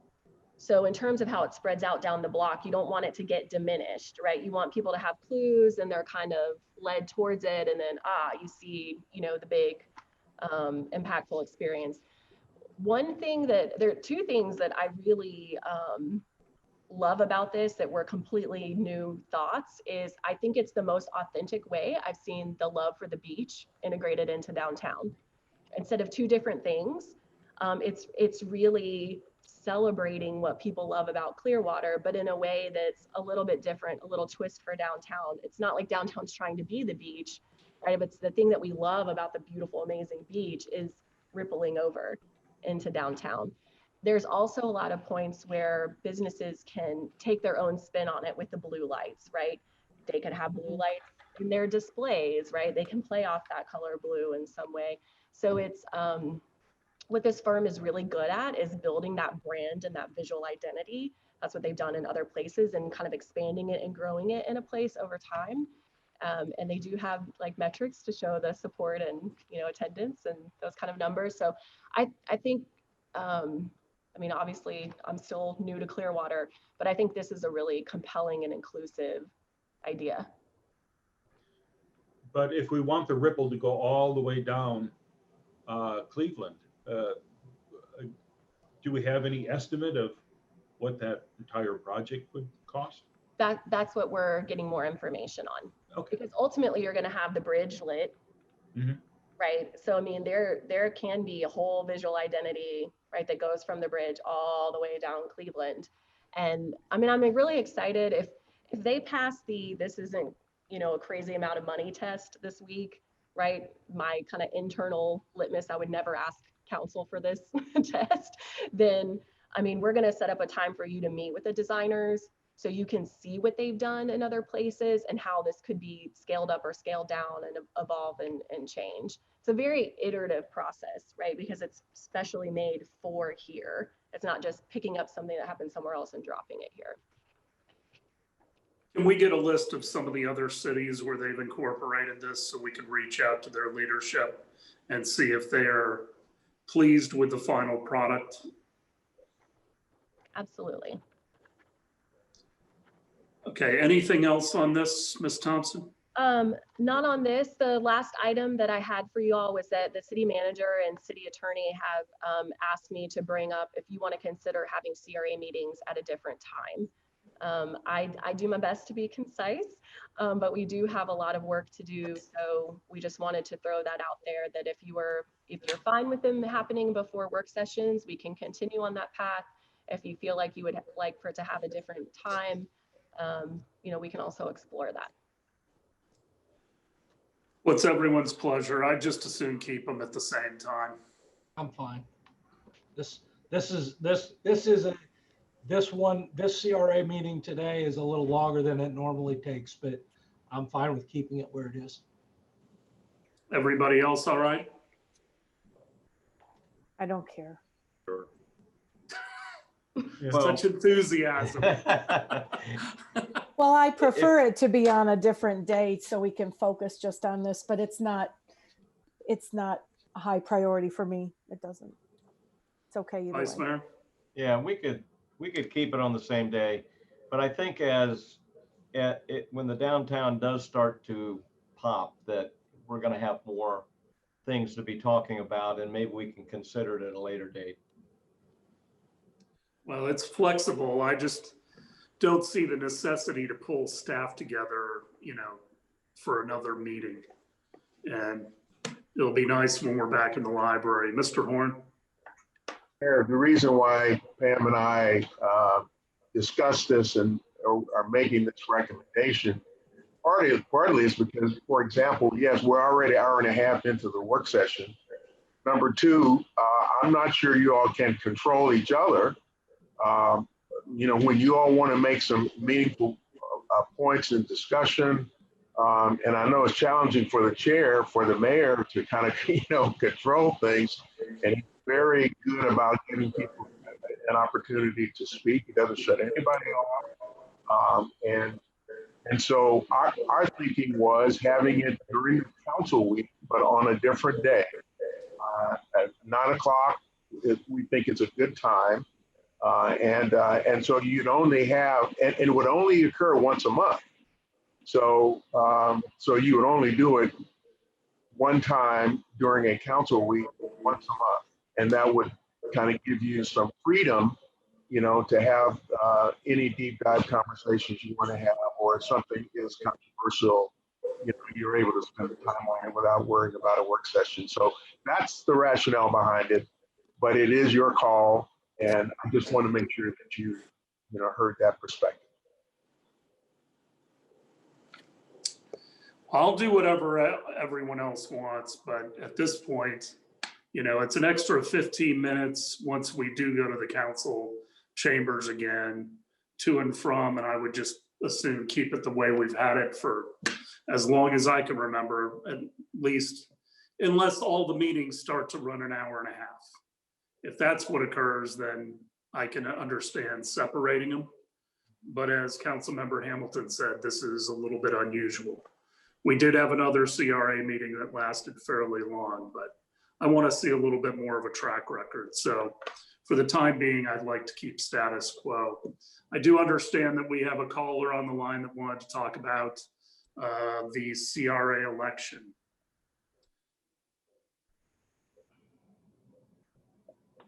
Hi. Good morning. My name is Lisa Lanza.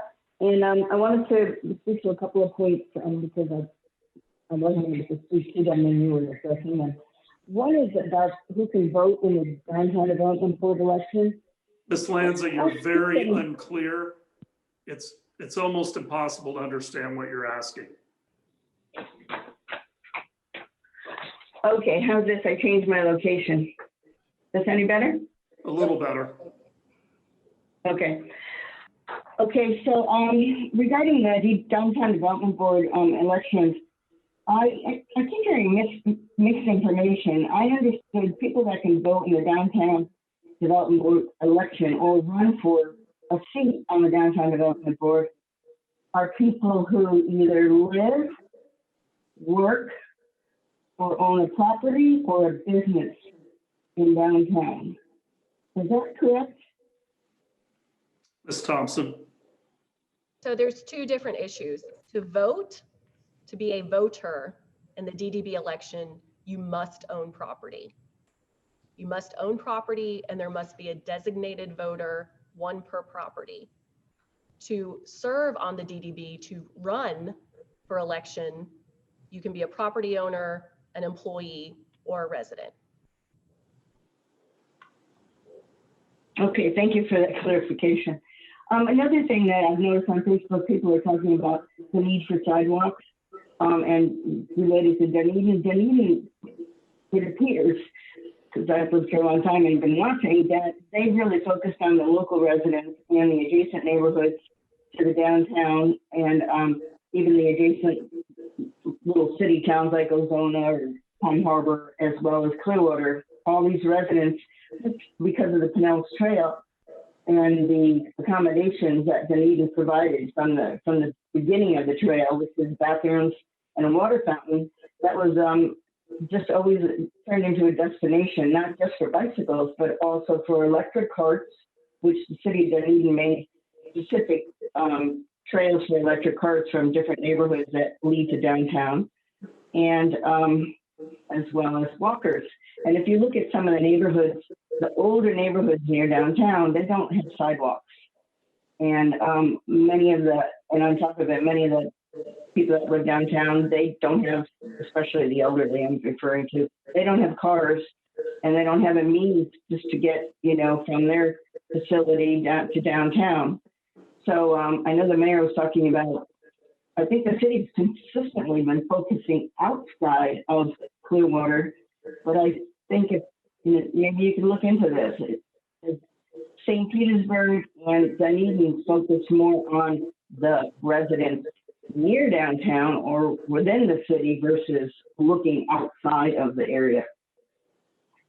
Thank you. Those are my comments. Thank you, Ms. Lanza. Do we have anyone else, Ms. Call? Anything else for the good of the order? All right, we're going to adjourn the CRA. Thank you. Thank you. We'll call to order the council work session. Ms. Aiken, do I need to read the disclaimer again, or are we good? You're muted. I believe we should just read the very first part. You don't need to read the interactive part. Right. To ensure the public safety and comply with the governor's safer at home order in response to the COVID-19 virus, the Clearwater City Council will hold a public meeting on Monday, September 14th, 2020 at 9 a.m. using communications media technology. Pursuant to Executive Order number 20-69, issued by the Office of Governor Ron DeSantis on March 20th, 2020, municipalities may conduct meetings of their governing boards without having a quorum of its members present physically or at any specific location, and utilizing communications media technology such as telephonic or video conferencing as provided by Section 120.545B2 Florida statutes.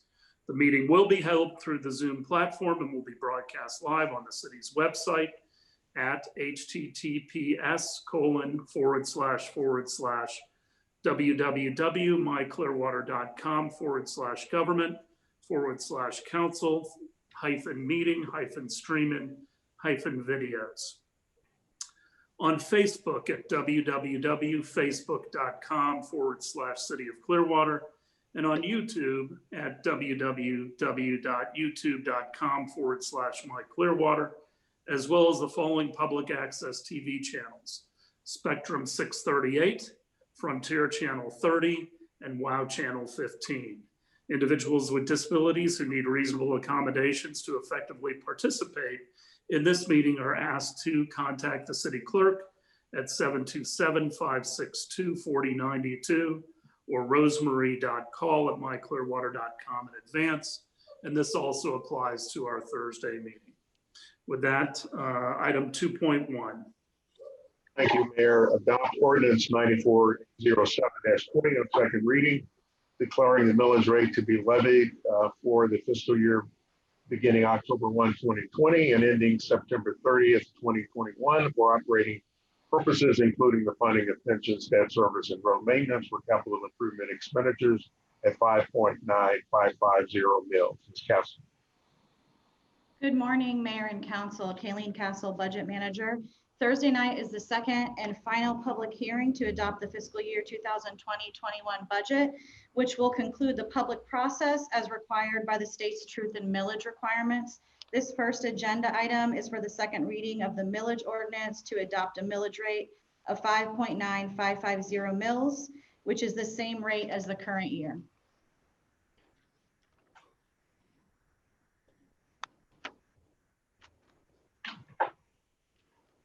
Any questions? I'm stretching in between, sorry. You don't want to see me stretch. Any questions for Ms. Castle? All right, item 2.2. Ordinance 9408-20 on second reading, adopting an operating budget for the fiscal year beginning October 1, 2020 and ending September 30th, 2021, authorizing the city manager to issue such instructions that are necessary to achieve and accomplish the service program. So authorizing the city manager to transfer monies and programs among the departments and activities within any fund as provided by Chapter 2. So on the Code of Ordinances. Council again. Again, this is part of the public process for Thursday night. This is the second reading to adopt the operating ordinance for fiscal year 2020-21. Any questions for Ms. Castle? Okay, item 2.3. Adopt ordinance 9409-20 on second reading, adopting the capital improvement budget for the fiscal year beginning October 1, 2020 and ending September 30th, 2021, approving the 6-year capital improvement program, which shall be reevaluated at the beginning of each fiscal year, authorizing the city manager to issue such instructions that are necessary to achieve and accomplish the capital improvements. So authorizing the city manager to transfer money between programs in the capital improvement program and appropriating available and anticipated resources for the projects identified. Ms. Castle. This is the second and final reading of the ordinance to approve the capital improvement budget for fiscal year 2020-21. Any questions for Ms. Castle? All right, item 2.4. Amend the city's fiscal year 2019-2020 operating and capital improvement budget at third quarter. That's ordinances 9410-20 and 9411-20. This is the third quarter and final review of the fiscal year 2019-20 budget. This report reflects 9 months of activity from October through June and also includes any council action to date. In the general fund, revenues and expenditures reflect a net increase of $972,515. Amendments to general fund expenditures include the council approved appropriation of general fund reserves of $170,857 to fund the police body worn camera program and $130,000 to fund the Hilltop agreement in the miscellaneous parks contracts projects. A net decrease of $9,563 to police and fire supplemental pension will bring the budget in line with actual revenues and expenditures. An increase of $34,560 to overtime in the fire department, offset by reimbursements from Pinellas County. A net decrease of $1,445,000 to parks and recreation expenditures, which will offset losses in revenues. and an increase of $146,631 in the police department for expenditures related to coronavirus response. And this is offset by revenues recognizing grant funding from the U.S. Department of Justice. At third quarter, we review all general fund revenues and amend as necessary to bring the budget in line with receipts anticipated for the year. And as expected, with the pandemic has negatively impacted several revenue sources. Starting with the bad news, we're making adjustment to telecommunications taxes, gas franchise fees, state revenue sharing, beverage license renewals, local half-cent sales tax, parks, fees and charges, and Pier 60 revenues, reducing by the budget by a total of $3,315,000 in these categories. However, we have a lot of good news to report. We're amending to increase revenues in various codes, which include ad valorem tax, utility tax, franchise fees, building permit revenue, fine revenues for both code enforcement and red light cameras, and ticket sales for tournaments that were held in the early spring. Also this year, we've recognized one-time increases for land sales and increased dividends from the gas fund. These adjustments to both expenditures and revenues result in a net surplus of $1.2 million to general fund revenues at third quarter. This surplus helps offset the use of general fund reserves previously allocated this year and results in an estimated $1.9 million contribution to fund reserves for fiscal year 1920. Adjusted for all items listed in this report, at third quarter, general fund revenues are approximately $39.1 million, or 25.8% of the fiscal year 2020-21 proposed general fund budget. This exceeds our minimum reserve requirement by $26.3 million. Expenditure amendments in the gas fund reflect a net decrease of $1,107,000. Significant amendments include an increase of $223,860 in personnel cost, and a net decrease of $1,370,770 in operating expenditures, primarily due to decreases to inventory and fuel purchases, and a net increase of $39,910 to internal service costs. Expenditure amendments are offset by amendments decreasing gas fund revenues. Third quarter amendments to the Air Park Fund expenditures reflect an increase of $5,000 for a transfer to the Air Park replacement of Hangar C project, and another transfer of $5,000 to the FDOT security guard building project. This expenditure increase is offset by budgeted revenues in the Air Park Fund. In the capital improvement program, a net decrease of $1,421,666 is reflected at third quarter. Capital amendments previously approved by the council include an increase of $250,000 in gas fund revenues in the gas main extensions project, an increase of $130,000 of general fund revenues in the miscellaneous parks contracts project, and an increase of $35,000 in surplus sale revenues in the aerial truck project. Other significant amendments to capital projects include an increase of $143,781 of Pinellas County Fire reimbursement revenue in the aerial truck project, an increase of $37,930 in reimbursement revenues from FDOT and the traffic signals project, an increase of $35,227 of insurance proceeds in the garage off-cycle replacement project, increases of Air Park Fund revenues of $5,000 in the replacement of Hangar C project, and $5,000 in the Air Park FDOT security building project, a budget decrease of $363,602 in grant revenues in the bicycle paths bridges project, and a decrease of $1,700,000 of lease purchase revenue in the P25 radio equipment and infrastructure project. Finally, in the special program fund, an increase of $829,781 is reflected at third quarter.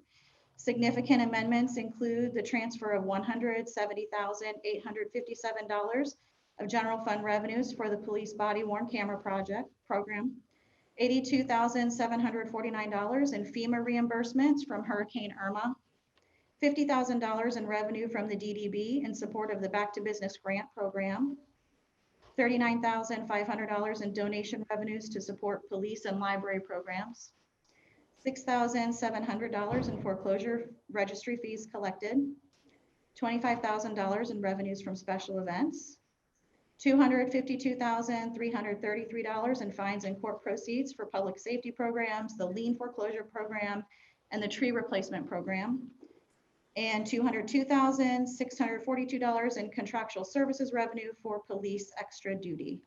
I would be happy to answer any questions you have. Questions for Ms. Castle? Councilmember Beckman. Hi, Kayleen, it's nice to see you. I have a question about the top of the page. It says, with the closing of the year-end 2019 books, estimated general fund reserves at third quarter are approximately blah, blah, blah, and we go forward. But this is just a third quarter report. It's April through June. So we don't yet know the numbers for July through September. Is that correct? Well, we're projecting a little bit here. I've actually looked at revenues all the way through most of August in this report. So it goes a little farther than June. We just close off the numbers, the actual numbers that you see in all the tables as of June. So Okay. it's a bit of a projection, but it goes a little farther than June. And so we'll get another report from you in a month or two when we really do close the books through September? Not typically, but if that's something that you would like, I'm sure we could bring something back for you. It would probably be more than a month because it takes a little time for all of our revenues to come in. There's a timing delay, like sales tax revenues comes in about 2 months later. That's really kind of part of the audit process, and we conclude the audit process in January, I think. So we can definitely report something back to you, but it probably won't be in a month. Okay, and you don't expect any great big swing in those for the month of, August, September, whatever, that you might not have full numbers for? No, not really. I mean, we really took some time to kind of project for the last couple months with everything that we had to date and the trends we've seen in the last few months. I don't expect there to be much of a change, but there could be a lot of savings and expenditures. We're still expecting some savings and expenditures, which could change those fund balance totals. Okay, and then I have a question under the gas fund. So I'm wondering how this number, I just have in my note, how is this justified? There's a decrease in demand, the inventory fuel purchase, but an increase in personnel expenses and internal services costs. Do you know why was there a decrease in inventory fuel purchases? Well, that's related to demand, which you see revenues, we've decreased revenues as well. I can get more details. We have controllers in the departments that provide some of these figures. So I can get back to you on some more details in those specific changes. Okay, I was just wondering why there'd be such a decrease in demand. I mean, once you have gas going to a business or a residence or whatever, it's not like you're, Well, people go forth for the summer. There's Yeah. people that aren't heating pools, jacuzzis, Yeah. things like that. Okay. There is some seasonality. Okay. There's weather-related trends in that. I mean, Okay. we see with the electric franchise fees and such. Okay.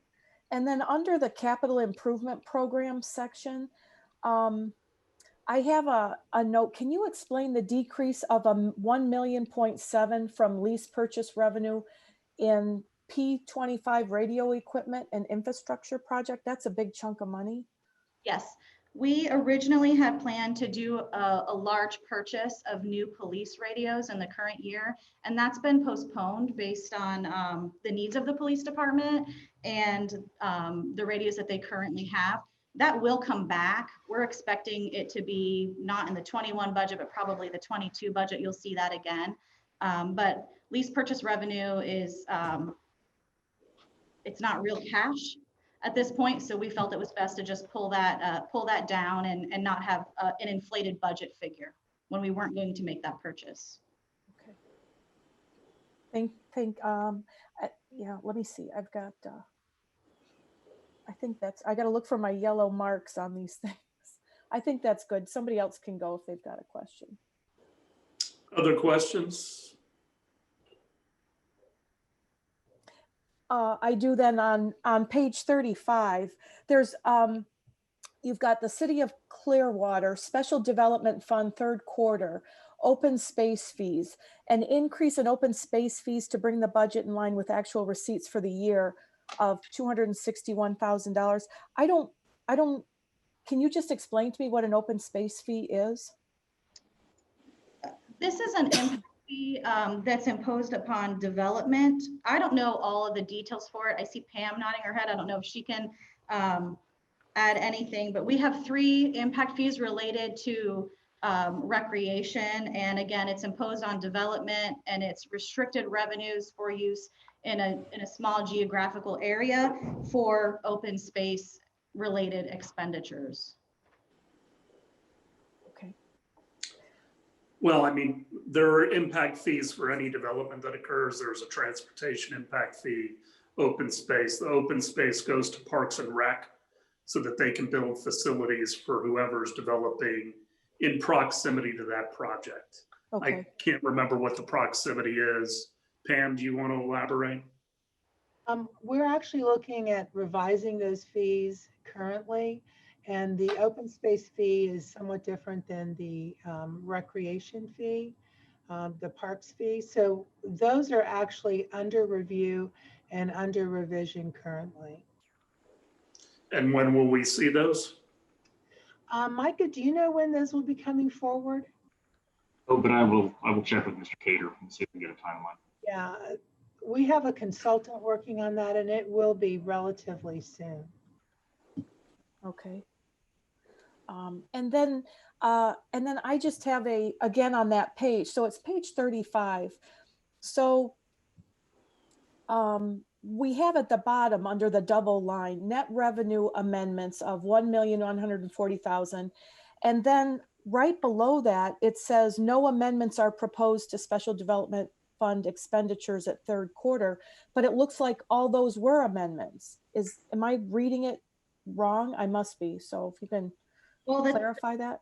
Yeah, the top is just related to revenues. The special development fund is all restricted revenues, and typically it's for use in capital projects. And so what this page is just showing the change in revenues received actually versus what we budgeted. And a lot of these are very hard to budget, specifically those like the open space fee. We can't really project exactly what's going to happen. And so this is just outlining the difference in budget to actual. We didn't transfer any of that money to capital projects. That's what you would see in the expenditure section. But they're all restricted for that source and can be appropriated in the future.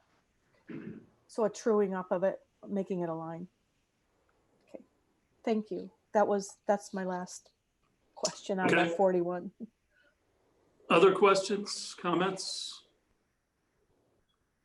All right, we'll discuss that further on Thursday. Looks like we're at the 2-hour mark, so why don't we go ahead and take a 10-minute recess.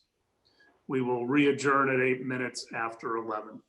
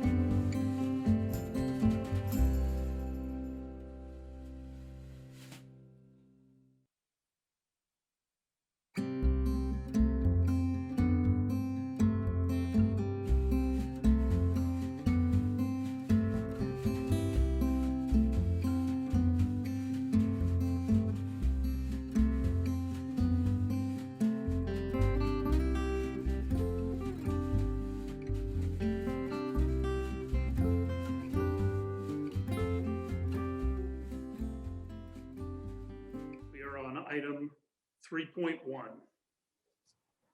Appoint 11 members to the Affordable Housing Advisory Committee to include the appointment of a locally elected official and adopt resolution 20-50. Mr. Lane. Thank you, Chuck Lane, Economic Development and Housing Department. As a recipient of State Housing Initiative Partnership Program funding, the city is required to produce a local housing assistance plan, or LHAP, every 3 years. The LHAP lays out our plan for the expenditures of SHIP funds. Our next LHAP is due on May 30th, 2021, and will go into effect at the beginning of the state's fiscal year, which of course is July 1. Prior to producing an LHAP, we are required by Florida statute to assemble an Affordable Housing Advisory Committee. The committee is tasked with reviewing land use policy such as ordinances, regulations, zoning development standards, and other things that we have in place that affect the cost of residential development. The committee's objective is to identify potential incentives that might encourage developers to build affordable housing. We use the committee's input to create our local housing incentive strategy, which is incorporated in the LHAP. Our prior local housing incentive strategy recommended incentives such as expedited permit review for affordable housing projects, flexible densities, parking reductions, and others. Prior to this year, we were required to assemble this committee every 3 years as part of our LHAP planning process. Changes were made to the statute during the state's 2020 legislative session. We're now required to convene the committee every year, and we're also now required to include a locally elected official. The elected official must represent the local government participating in the SHIP program. So this, of course, means it must be a member of City Council. The statute is clear about which fields must be represented in the makeup of the committee. The list of proposed committee members does meet the statutory requirements. The committee will be made up of our Neighborhood and Affordable Housing Advisory Board. NAHAB members will make up 7 of the 11 seats. The other 4 seats will be comprised of the CEO of the Clearwater Housing Authority, 2 local developers, and the City Council member that you all select on Thursday evening. It's important to note that the Planning and Development Department will be involved in this process. The committee will provide valuable feedback that could be considered in updating housing element of the city's comprehensive plan. I'll take questions, please. Any questions for Mr. Lane? And anyone willing to serve? Kathleen? I would love to serve, number one, or be considered as someone who would like to serve. But I also have a question about whether or not we can have someone on the board who is homeless or who living in subsidized housing or is couch surfing, or someone who's actually experiencing the challenges that we're trying to address.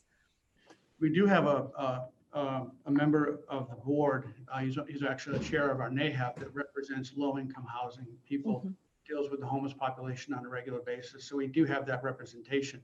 But to answer your question more directly, there are a number of criteria. I believe there are 11 criteria. We have to meet at least 6 of those with 6 members. So we do have some discretion. I have contacted all 11 board members and all have agreed to participate. But if I can make a change, if council wants me to.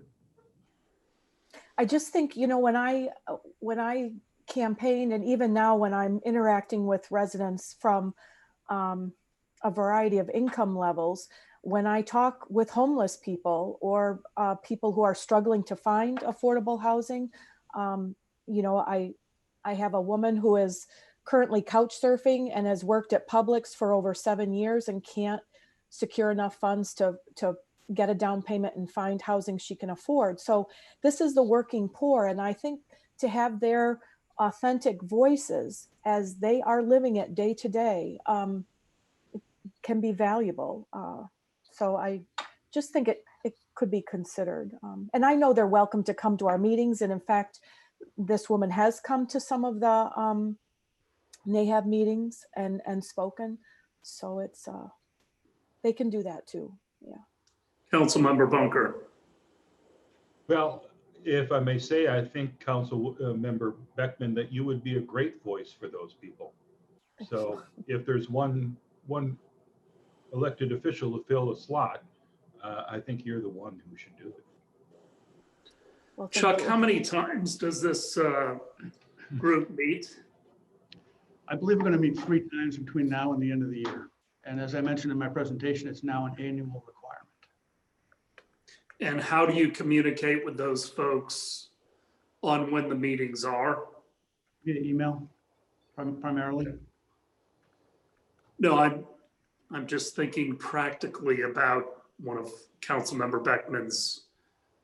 We need a way to communicate with somebody if they don't have an address. It's got to be through email. So if that's possible, I'm fine with adding another member, somebody that's representative. We're required to have between 8 and 11 members, a maximum of 11 members, and the board makeup, as I presented it, is 11 members. So we would have to eliminate somebody is what you're telling me. Correct, which is manageable. Well, it's okay. I mean, we don't have to eliminate. What I can do is, especially whether I serve or not, is I can encourage people who are, in the trenches that way to show up at the meetings and communicate with them, myself. But I don't want you to, I wouldn't advocate you changing your lineup of what you have as far as people serving. And tell me about Mr. Scalia. Mr. Scalia has been for years the executive director of the St. Vincent de Paul Community Kitchen and Resource. Okay. He's actually changing his title. Will stay with the organization in a different capacity. He'll be on the board of St. Vincent de Paul. Lots of experience, as you know, in that field. Okay, so I'm hearing consensus for Councilmember Beckman to be the elected official, and we can talk about this further on Thursday because it requires a resolution. Okay? Thank you. Item 4.1. Approve the purchase of excess liability, excess workers' compensation, and numerous specialty insurance policies from October 1, 2020 through September 30th, 2021 at an amount not to exceed $1 million and authorize the appropriate officials to execute same. Mr. Osorio. Thank you, Mr. Horn. Good morning, everyone. Rick Osorio, Risk Manager. The Risk Management Division of the Finance Department purchases certain excess and specialty insurance policies through the efforts of the city's insurance broker, Arthur J. Gallagher and Company. These policies provide coverage for liability claims arising from our various operations through a combined policies package provided by Lloyd's of London. For employee injury claims, an excess workers' compensation package is provided by Safety National for coverages which include workers' compensation and employers' liability. We're also requesting approval for various additional excess policies for third-party storage, tank liability, hull protection and indemnity, cyber liability, and numerous flood policies. This year's renewal ends our 2-year rate guarantee agreement with Brit, who is the city's liability carrier. Brit was unable to provide another multi-year rate guarantee this renewal. However, this is typical of the current market conditions. Brit also reduced our overall limit from $7 million per occurrence, $14 million aggregate, to $5 million per occurrence, $10 million aggregate. Due to our favorable claims history, however, our renewal premium is $291,463, which is an increase of less than 1% over last year. For the workers' compensation excess policy, the city had a 3-year agreement, which was to extend from October 1st, 2018 through October 1st, 2021. However, due to a recent severe injury claim, which has a potential value to exceed the city's $600,000 self-insured retention, the carrier Safety National was unable to honor the final year of the rate guarantee, as the policy includes a condition stating any new claim during the current policy term cannot exceed more than 50% of the city's SIR. As a result, Safety increased the city's workers' compensation rate by 7.34% after adding in the city's 3.41% increase in payroll. The renewal resulted in an overall premium increase of 12.11%, bringing our premium for this coverage to $375,341.25. Risk Management is also estimating an increase of 15% for renewals of the additional excess and flood policies. This request includes a contingency of $23,063.75 to accommodate any unforeseen increases. The total requested not to exceed amount of $1 million reflects an 11.11% increase over the fiscal 2019 budget of $900,000. The Risk Management Division is respectfully requesting approval of the renewal of these policies. I'll take any questions. I think everybody had a one-on-one with Mr. Osorio. Are there any questions at this time? Consent? Yes. All right. Thank you, sir. Thank you. 5.1.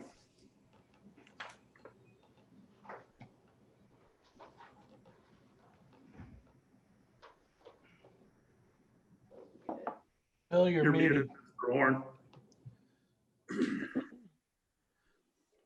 Authorize the funding of city-paid life insurance and long-term disability benefits for the Administration Management Services Agreement with Unum or Unum Life Insurance Company of America with a 0% increase in the amount of $808,000 for the period of January 2021 through December 2022, and authorize the appropriate officials to execute same. Ms. Paul. Good morning, Jill Paul, HR Manager. This item is a request for a 2-year renewal with a 0% increase for the professional services agreement with Unum. The purchase order in the amount not to exceed $808,000 for the period from January 2021 through December 2022 for city paid life insurance and long-term disability benefits, and authorize appropriate officials to execute the same. The city provides life insurance to full-time employees and long-term disability to those who are not enrolled in the pension plan. Unum will remain the provider of coverage, again with a 0% increase. The coverage provided is as follows. The CWA life in the amount equivalent to 1.5 times the employee's annual base salary not to exceed $50,000. SAMP life in the amount equivalent to 1 times the employee's annual base salary. Voluntary SAMP supplemental life in incremental amounts of $50,000, not to exceed $500,000, with premium payroll deducted from the employee's salary. Basic life insurance in the amount of $2,500 for all employees except CWA. Basic life insurance in the amount of $1,000 for grandfathered retirees and those who are grandfathered are retired prior to October 1st of 2008. Long-term disability insurance for those who do not participate in the city pension plan. Questions? Questions for Ms. Paul? Consent? Yes. Uh, All right, thank you, Ms. Paul. Item 6.1. Authorize award of invitation to bid 37-20 tree assessment and inventory survey to eSciences Inc. in the annual amount of $30,000 for a period of 5 years, beginning September 2020 through October 2025, for a total of not to exceed amount of $150,000, and authorize the appropriate officials to execute same. Mr. Anderson. Thank you, Mr. Horn. Good morning, Mayor and Council. The tree assessment goal is to determine the health, species, and locations of the trees throughout our city. We've broken the city up into 5 distinct zones. Each zone will be inventoried a year. So we'll start with zone 1 through zone 5. We're not inventorying any palms. It's only hardwood trees that have a diameter larger than 6 inches. It's a tree smaller than that. We're not trying to capture in this inventory. Our goal is to take the data from this and come up with a removal and replacement plan that'll help meet the city's needs for safety and health of our urban tree canopy. We've been a tree city for 38 years now, going on 39, so we want to continue that. And I make myself available for any questions. Questions from the council?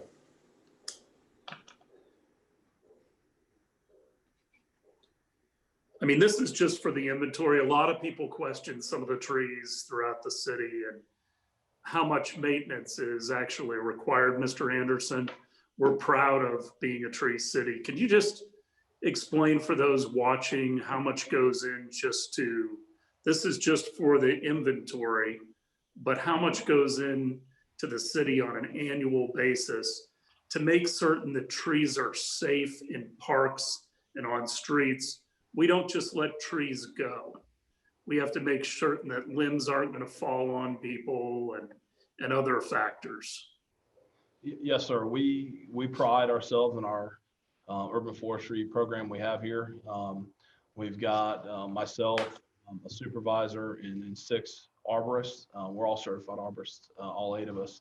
And we go through, we obviously do hazard mitigation as it's reported to us, but we also do actively look for issues in our parks. We have certified arborists on almost every landscape crew as they service the parks throughout the year. Any sort of issues that they may identify get forwarded to us that we then prioritize based on worst hazard first. And then we take care of those as we can. Obviously, like most departments, we are limited in budget, but we do the best service that we can with the amount of employees and money that we have to do so. Okay, thank you. No other questions? Consent? All right, item 6.2.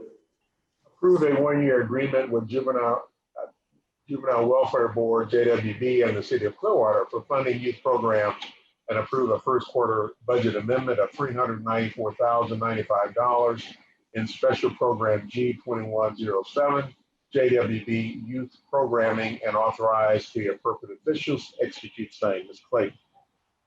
Good morning. Sandy Clayton, Recreation Division Manager with Parks and Recreation Department. In front of you is our annual agreement with the Juvenile Welfare Board to fund the after-school and summer programs at both Ross Norton and North Greenwood Recreation Centers. These programs are designed to help children make healthy choices, achieve academic achievement, and increase social leadership skills. The grant helps fund staff, equipment, supplies, as well as qualified tutors. With that, I'd be happy to answer any questions that you have. Any questions for Ms. Clayton? It's a great program. I appreciate everything the staff does in partnership with JWB and helping out those kids. So thank you, Ms. Clayton. Always good to see you. Consent? Yes. All right. Item 6.3. Approve a revised standard agreement form to be used with various youth sponsor groups and the City of Clearwater, and authorize the appropriate officials to execute same. Mr. Lockwood. Morning, Mayor, City Council, City Managers. Mike Lockwood, Assistant Director of Parks and Recreation Department. In front of you today is an adjustment to our youth co-sponsor agreement. In 2019, we brought the entire agreement to you. One of the revisions we made was to go and have our volunteer coaches and administrators go to a level 2 background check instead of a level 1. During this time, our youth co-sponsor groups shared with us that it was very difficult to manage that new standard. So today we're recommending an equivalent that we've come up with using a volunteer social security number if a level 2 background check is not obtainable by the group. We would still be able to run the national searches on address history, alias names, national criminal database searches, national sex offender searches, and verification of any criminal records. Staff has reached out to many Tampa Bay area agencies, along with agencies throughout the state and our professional organization.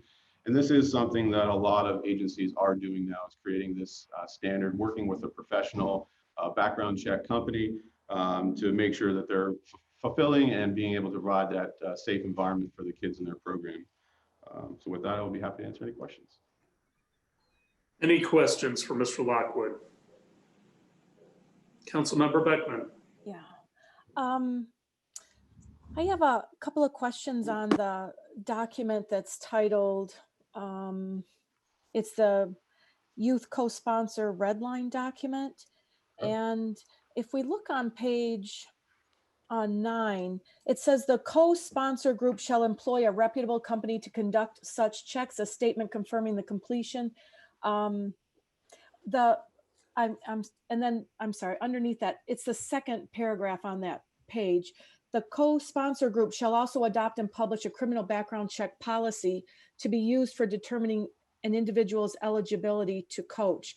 Does the city review that policy, or does each individual group get to choose what their criminal background check policy is going to be?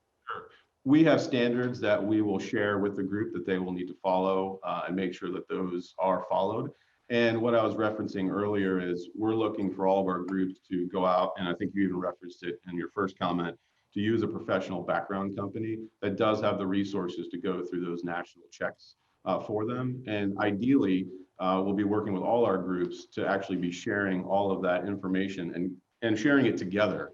So right now they all do individual things, but a certain standard needs to be met. Eventually, we're looking for all of them to work together with a company or companies that then can share resources with one another as they're working towards putting on their sports. Okay, and then I guess the definition of what is a reputable company. I mean, are they licensed? Are they certified, right? That kind of thing? Yeah, we will work. There are professional organizations out there, but we'll work with our own FRPA along with, we work with two groups, National Alliance for Youth Sports, Positive Coaching Association. So we'll use them as references to, reach out and to determine who would be a reputable company. Okay, and then if you flip to page 15, I have a question. It says an individual convicted of any of the following criminal offenses shall be disqualified from participating. So this is this inserted table. Does this extend to other volunteer activities like people who volunteer in our libraries? Because it just says utilizing city sports or athletic facilities. I'm not 100% sure on what libraries use. So I don't. For volunteers or? Yeah, I wouldn't want to assume, but I would assume they're similar, but I don't know if they're the same. Okay. And then I guess at the bottom, we have an asterisk that says, assault, DUI, intoxication, marijuana possession, theft, all that stuff depends on the severity and length of time passed since the offense occurred. Who makes that determination, like when it's been long enough? We'll be working with the group and also the organization running this to determine that length of time. So it'll be part of our standards. Okay, and it'll be all uniform and it'll be articulated. I guess that's the thing. It's going to be spelled out, correct? Yep. Okay. And then the last thing I have is just overall, we don't have any kind of behavioral code of conduct for these outside organizations that utilize our facilities. Like, for example, I looked, so a sportsman-like conduct.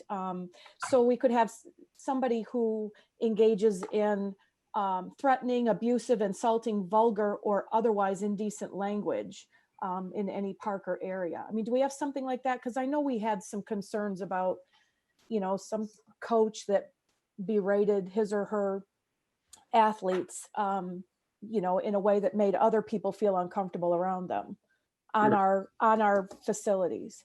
Okay.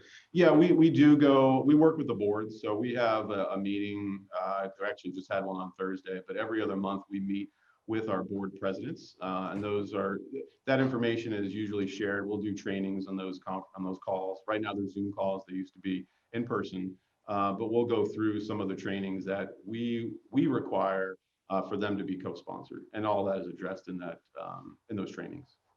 So they will be aware of a code of conduct for behavior and language, yes. Correct? Yep. Okay. And then will there be like fines or disciplinary follow-up? All that kind of stuff will be part of it?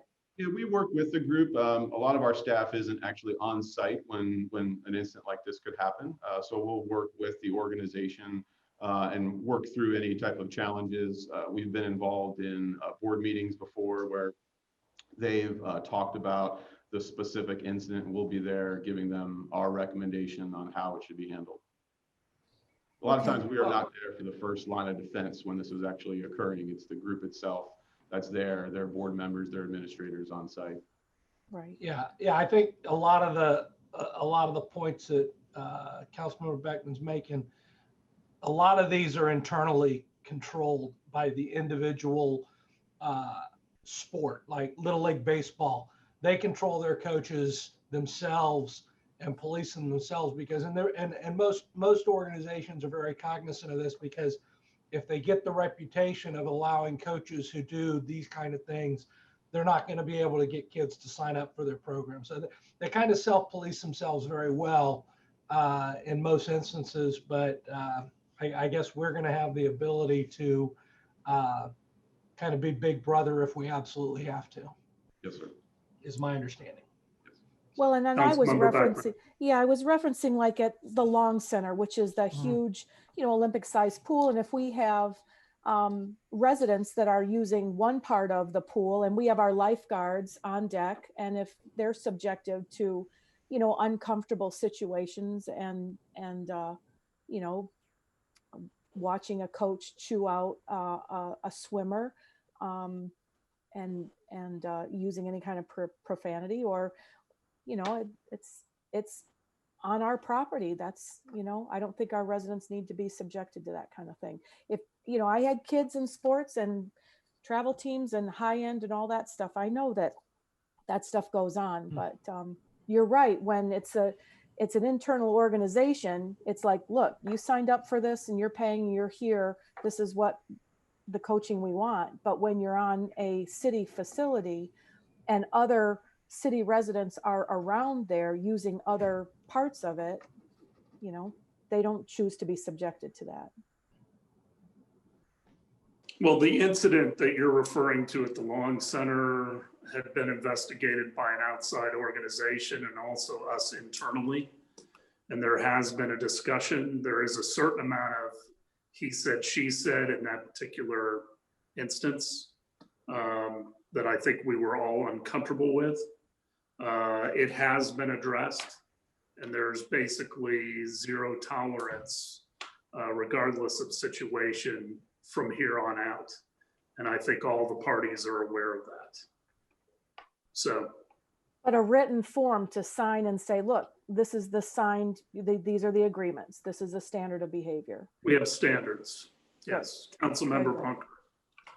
I was wondering what the factors are that these groups find difficult to live up to in the new level 2 background screening requirement, and is it wise for us to ignore those? Sure. The cost being one of them was one of the major factors, but also recruiting coaches. These coaches would have to go get the fingerprint before they actually would coach. So they're doing it on their own time, fronting the money. And then the biggest challenge that we had is one of the administrators in the organization would have to be a lead person, and that information from the fingerprint would go to that lead person. So a lot of these groups are volunteer organizations. So that volunteer would have a lot of information on other coaches and volunteers in the organizations, what made them feel very uncomfortable with, you know, having that and being the clearinghouse of that information. And then one of the reasons why we would like to go towards having a professional organization collect that information, because now they're just sharing whether somebody passed or not. So it doesn't put our volunteers in that situation where potentially something could get out to say, well, he said or she said about me, putting them again in a very difficult situation to defend themselves. Thank you. Any other questions on this item? Mayor, I don't have a question, but I do have a comment if I can make it at this time. This is a co-sponsor relationship we have with our youth groups, but the onus is still on the city to explain how a coach with an unacceptable history was allowed to participate in these programs. So the public still kind of holds us accountable, even though we're in partnership with our youth groups. And that requires us to continue to find ways to get those groups to rise to the level of standard that we would like to see everybody do. You know, the cost was an issue. The mayor got feedback from some of the coaches, and we know that cost is an issue. It is expensive to run youth programs. We found a workaround, but we still have our eye on the prize, and that is making sure that anyone who's involved with these sports meets a very high standard because of the potential impact they can have on our youth athletes and their families. Okay. Anything else on this issue? Consent. Mike, don't leave. I've got one other question. It's a little out of order, but Can you just explain real quickly what's going on with youth sports? We've been getting a lot of emails, and we've allowed certain youth sports and not others. You and I have had conversations, and I don't know if many people are watching, but I'd love for you to just go over it real quickly with the rest of the council. Sure. Mayor, are you talking about the youth tackle football? Yes, sir. Okay. So youth tackle football, we have 3 youth tackle football groups. 2 of them have decided not to move forward with their season. That would be the Greenwood Panthers and the Clearwater Junior Tornadoes. We do have one organization, the Countryside Junior Cougars, that are still looking to play and participate this fall. So what we've done is, working with our emergency management team and, Art, Mr. Cater, kind of coming up with a format of how we would look at approving youth tackle football in the fall. So what we've done is also work with other municipalities in the area to help each other out. This is like for you all, this is just a different time. So we normally don't get involved in the management of practices and games, but again, during this time, we feel we have an obligation to make sure that we're providing a safe environment for our kids. So we are working through that. We are working with the group to make sure that if we do end up playing youth tackle football in the fall, we're doing it the right way. We're evaluating what we feel is correct information, talking to medical professionals, looking at the school system in terms of their 30-day count, managing the return to action plans that these groups are required to do to get back on the field. So all of that plays a part in us allowing youth tackle football to move forward. So I know that, again, we have very passionate leaders of these organizations. And again, this group is trying to move forward with participating in youth tackle football. And we're there to back them up because we want to see kids in the field. We just want to make sure we're doing it in a safe and right way. Thank you. I appreciate that update. Okay, 7.1.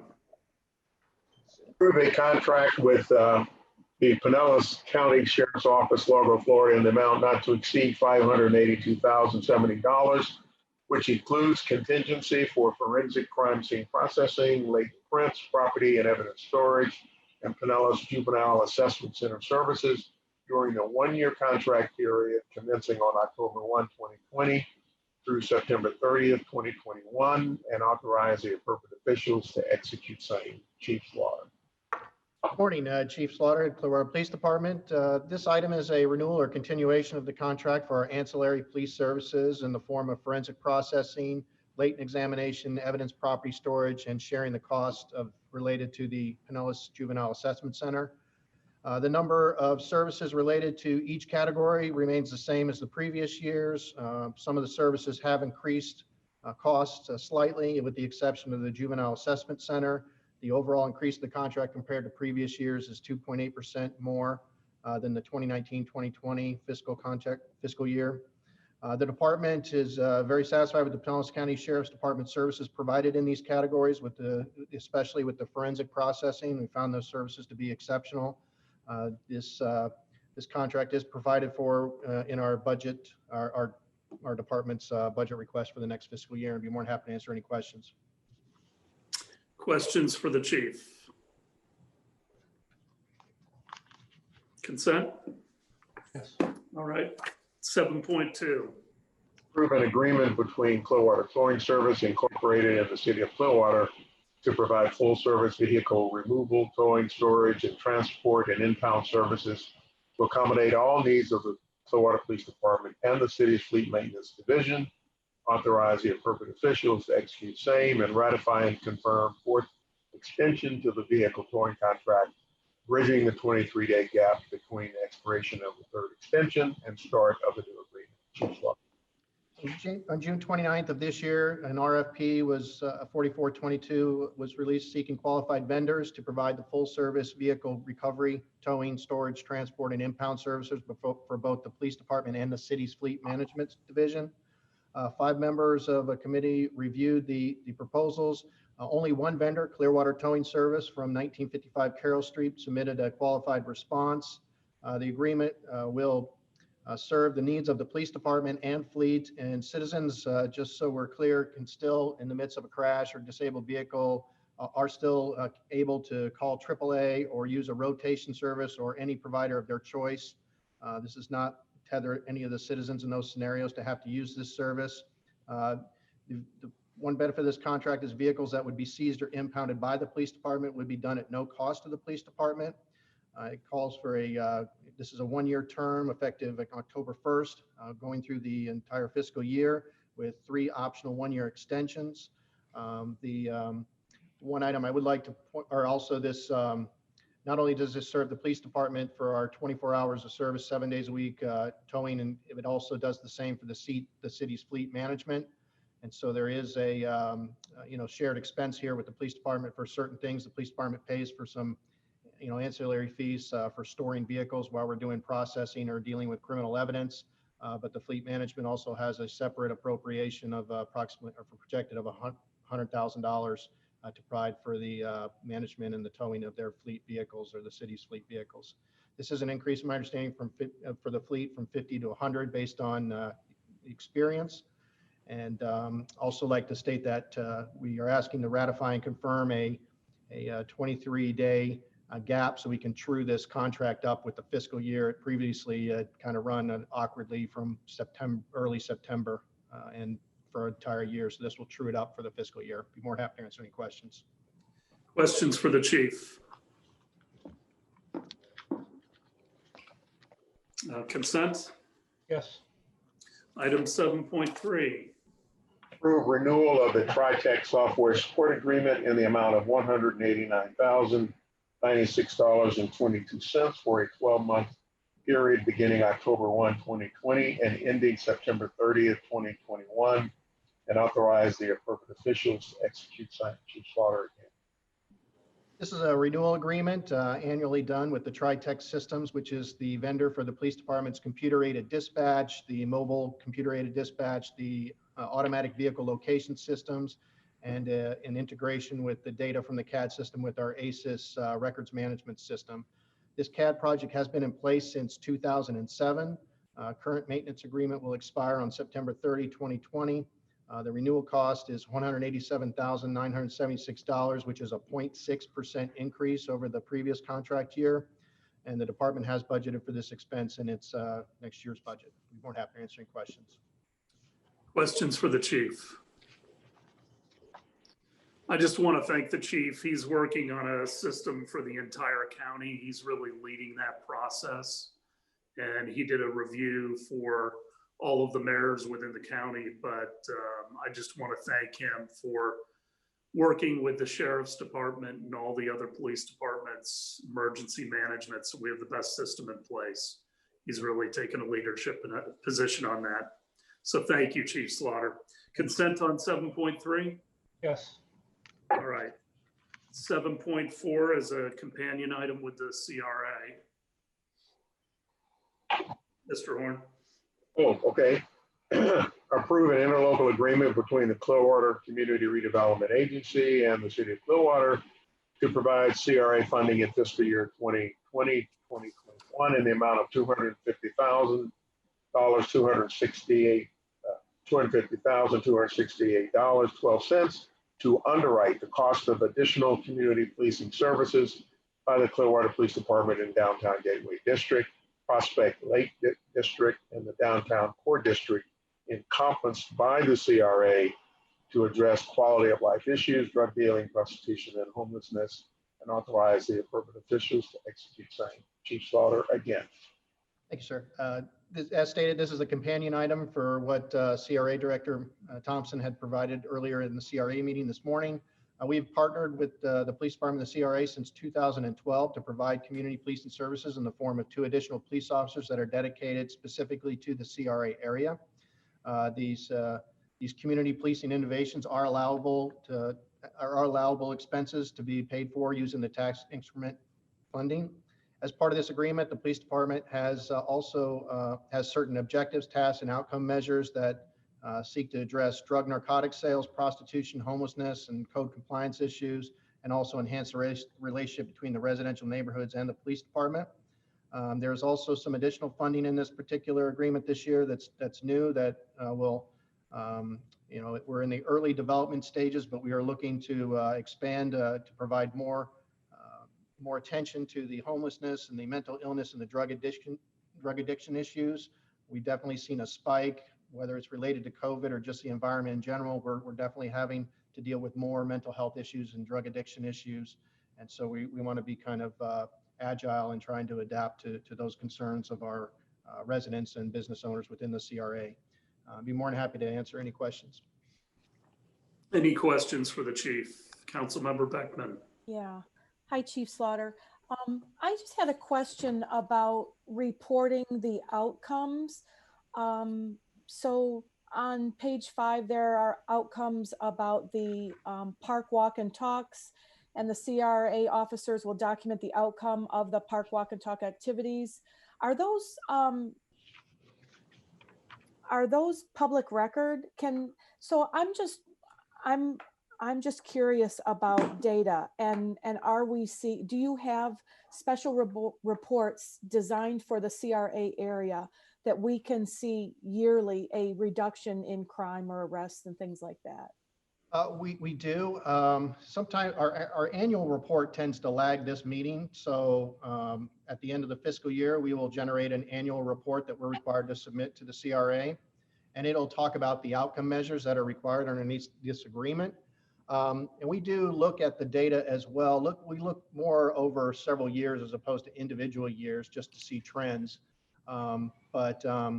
We analyze that as well, and we could certainly make that available to council if you want. It's provided to the CRA. What we see that makes it kind of challenging to look at that data is certain things change throughout the environment. So with regard to, say, like drugs, we have the data from prior to the 2012 initiation of these officers, and we had a significant drug issue there, and we drove that down within the first kind of 5 years of the agreement. But then we had the spice issue come, and then spice was a significant issue, so we saw a significant spike with spice. We kind of got that under control, and now we're kind of dealing with the opioids and the fentanyls and the synthetics. We're starting to see that upward trend again. And similar with our homelessness, we see spike in our homelessness that sometimes have to do with external factors. So certainly can provide that to you. With regard to the data on the park walk and talks, of course, it's public record. There would be no reason to exempt it, even if it was exemptable. The number of park walk and talks that are done in the CRA probably is somewhere in the neighborhood of 1,000 a year. So it would be a manual mind to go and read every comment. So, you have to take that into account, but yes, there is that data is captured in our CAD system. Okay, so there isn't, but there isn't a dashboard that somebody who, we've had a number of comments from people who are concerned about the CRA area and how money is allocated or spent, but there isn't a dashboard that they say, oh, well, this money was allocated for these 2 police officers, and these are the number of arrests that were made or convictions or things like that. That's not a click away on a website. Yeah, no, and that would be kind of a pretty difficult dashboard to create. We use a dashboard called Accurate, which allows us to see the activity of the CRA officers, and we can hover over and we can read the activity and the details. And then, of course, that is mineable in its certain ways. A lot of this type of activity is really in the written details, which isn't something that submits itself to a binary statistic. But the annual report that you'll see in a month will kind of demonstrate what the CRA officers are doing and what we're doing as collectively in the CRA itself.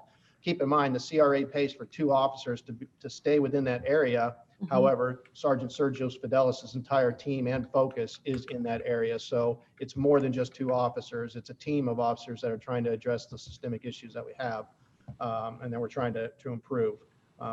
So I would probably say once we have that annual report to you, if there's something else that you want to see, then just let me know and I will have the analyst generate it with Mr. Horn's permission. Okay, thanks so much. Other questions for the chief? Consent? Yeah. Item 8.1. Approve RFQ 40-20 for selection of firms to provide construction manager at risk services for continuing contracts as listed for a period of 4 years. and authorize the appropriate officials to execute same. Ms. Kivett.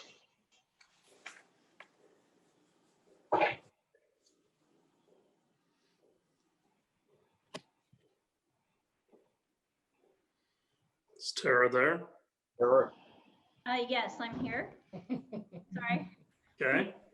Technical difficulties. Thank you, Mr. Horn. Good morning, Mayor and Council. Tara Kivett, Engineering Director. This is the fourth reiteration of the Construction Manager at Risk Services for Continuing Contracts that engineering has done. The Construction Manager or CM delivery method continues to be a useful option for procurement for many of our projects and projects for other departments in the city. Advantages include early involvement of the CM firm during design to perform value engineering, cost estimating, and resolve constructability concerns. Projects can be expedited. Selection is based on qualifications, and a guaranteed maximum price or GMP is negotiated. These advantages are especially important for sensitive and challenging projects. This proposed list of CM firms covers a wide variety of expertise, from buildings to site works to utility projects. These 13 firms can either self-perform and provide subcontractor options. Any questions? Questions for Ms. Kivett? Councilmember Hamilton and then Beckman. Yeah, I mean, I see where we're now have 13 people. Is that larger than we normally are on this list? Yes, in the past, as you see, we had, I think, seven firms that were incumbents. I think our list has gotten as large as 10, but there was a recent change in Florida statutes as of July of this year that raised the threshold to use this continuing service contract from $2 million to $4 million in construction value. So I really think that's why we had more interest. So hence more projects can now be done under this procurement method. So we feel 13 was a good number to have. We may not use them all, and we don't commit to using them. You know, it depends on the expertise that they can add to the project. Right. Okay, thank you. Did any come off the list? I see 6 incumbents, but. I don't think so, unless they didn't submit. I would have to double check that. To my knowledge, all the ones we used performed well, but a firm may have chosen not to resubmit. Actually, I know one did not, I believe, did not resubmit. We're not sure why. Okay, so can you, I know we're allowed to do this, obviously, and the limitations have increased. Can you tell citizens how this process is superior at times and how we know we're still getting a competitive price when we're not going through a normal bid process?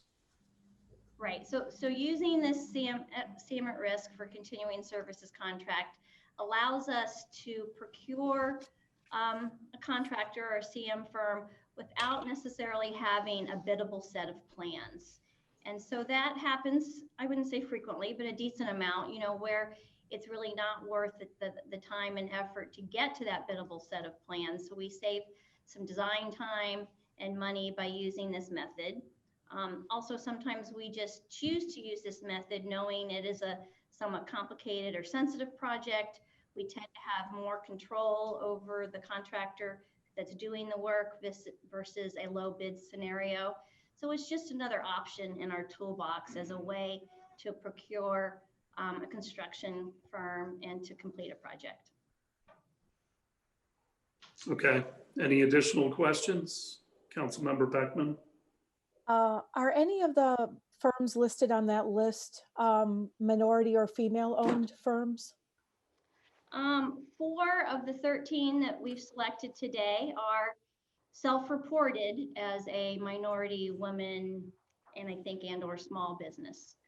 Good. And then I had a at our project mission statement, which is just, it looks like a sentence or two. Would it be appropriate to put anything in that project mission statement that we want to be intentional in encouraging or looking at minority-owned businesses when we contract with them? Well, the I believe you're looking at the RFQ where it has the project mission. So that went out, so that's come and gone. I mean, we could look at adding some additional verbiage for future RFQs. Right now, the city does not give extra points per se when we're reviewing and selecting firms via RFQ process to specifically minority, women, disadvantaged businesses. Okay. I think that will be one of our discussion items when we have that work session. Okay. Consent on item 8.1? Yes. 8.2. Approve engineer of record work order to Biller Reinhardt Engineering Group for 2021 bridges repair in the amount of $161,150 and authorize the appropriate officials to execute same. Mr. Johnson. Morning, Roger Johnson, Engineering Manager. The department, in tandem with FDOT, inspects our bridges on a 2-year cycle. Condition reports at this time are generated to give you the structure and the integrity of each of those structures. The work order presented today will authorize Biller Reinhardt, engineer of record, to develop specific repair procedures for non-critical repairs noted in these reports. Biller Reinhardt will also provide structural construction phase services as our inspector on the field. By correcting non-critical deficiencies, the structure's service life is lengthened, total maintenance costs are reduced, and the public receives a better bang for the buck. Happy to take any questions. Any questions? Consent? Yes. Item 8.3. Approve change order 2 to Paramount Painting and Services, Inc. of Tampa, Florida for East WRF RDT building repair in the amount of $98,814, increasing the contract from $131,580 to $230,394 and authorize the appropriate officials to execute same. Mr. Brown. Good morning. Good afternoon. Jeremy Brown, Engineering Manager for Utilities. The purpose of this project is to rehabilitate a deteriorating floor slab at the East Water Reclamation Facility. Once the repairs began, it became apparent that additional areas also required repair. This second change order will allow the contractor to complete the work. I'm happy to respond to any questions. Questions? From the write-up, it sounds like we didn't know where the electrical was. Is that the case? These conduits were actually embedded in the concrete, which is somewhat unusual. I'm not sure if that's... Is that because the plant is old? It was well before my time. I guess I'm not exactly sure why they would do that. It seems difficult to access in the event you have to do any repairs, so it's not clear to me why that was installed that way. Okay. Consent? 8.4. Ratify and confirm $38,000 of the $140,870 work order for America's Water Infrastructure Act and Public Utilities Emergency Response Plans. Approve a 5-year agreement with Black & Beach of Tampa, Florida per RFQ 30-20 and authorize the appropriate officials to execute same. Jeremy Brown, Engineering Manager. The America's Waters Infrastructure Act requires water systems conduct a risk and resilience assessment and prepare and/or update the emergency response plan. The risk and resilience assessment portion of the act is complete, and so the item before you today is to update Public Utilities potable water emergency response plan. I'd like to add that in addition to the potable water emergency response plan, this item also includes updating the ERP's environmental emergency response plans for the other public utilities divisions. Those include the industrial pretreatment, wastewater collection, water reclamation, reclaimed water, infrastructure maintenance, in addition to administration and the Marshall Street Laboratory. I'm happy to respond to any questions. Any questions from Mr. Brown? Consent? Yes. Thank you. 8.5. Approve an interlocal agreement with Pinellas County for $750,000 in penny for assistance for the Gulf Boulevard Improvement Plan for related eligible project work from January 1, 2020 through September 30th, 2026, and authorize the appropriate officials to execute same. Ms. Kevin. Thank you, Tara Kivett, again, Engineering Director. This interlocal agreement is an extension to assist communities who have not completed their plan projects under the previous 2012 Penny 3 agreement that reimbursed beach communities up to $35 million for projects related to the Gulf Boulevard Improvement Plan. Clearwater received $6.7 million as allocated, and we use that to cover costs from Beach Walk and the South Gulfview projects, including underground and utilities. This extension includes $750,000 for Clearwater that can be spent on projects starting anytime after January 1, 2020. The proposed projects that we are planning for this allocation is the Mandalay Pedestrian Bridge project that is currently underway, and with any remaining funds covering illuminated crosswalks along South Gulfview. Any questions? Any questions for Ms. Kivett? Vice Mayor. Yeah, that pedestrian underpass, is that going to be constructed out of aluminum instead of the metal? Yes, correct. Yes, it is aluminum. It's on site now. They're installing it as we speak. So that project should wrap up in the next month or so. Okay, good. Yeah, I've had some people ask me about that, so I'll pass that along. Thank you. Other questions or comments? Consent? Yes. 9.1.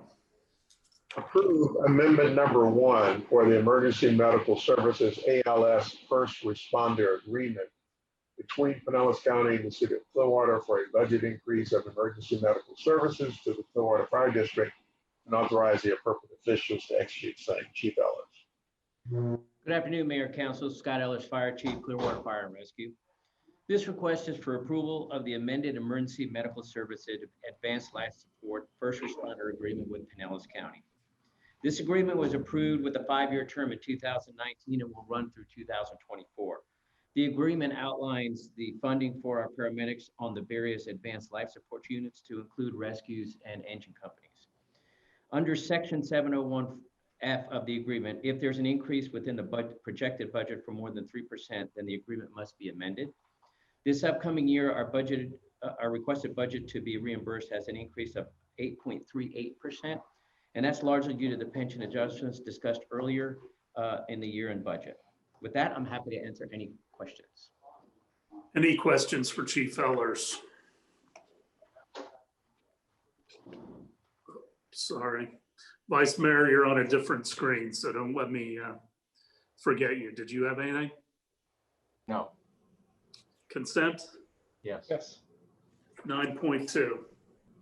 Authorize a purchase order to 10A Fire Equipment Inc. of Bradenton, Florida for the purchase of 2 new Pierce heavy-duty velocity pumpers in an amount of $1,334,223 in accordance with Section 2.5641B Clearwater Code of Ordinances, other governmental entities bid, declare G2946 and G2611 surplus effective upon receipt of the 2 purchased vehicles, and authorized for disposal at auction in accordance with Clearwater Code of Ordinances Section 2.622, or authorized trade-in in accordance with Section 2.624 Clearwater Code of Ordinances, exceptions to auction sale bidding procedures, whichever is deemed to be in the city's best interest, and authorize the appropriate officials to execute same.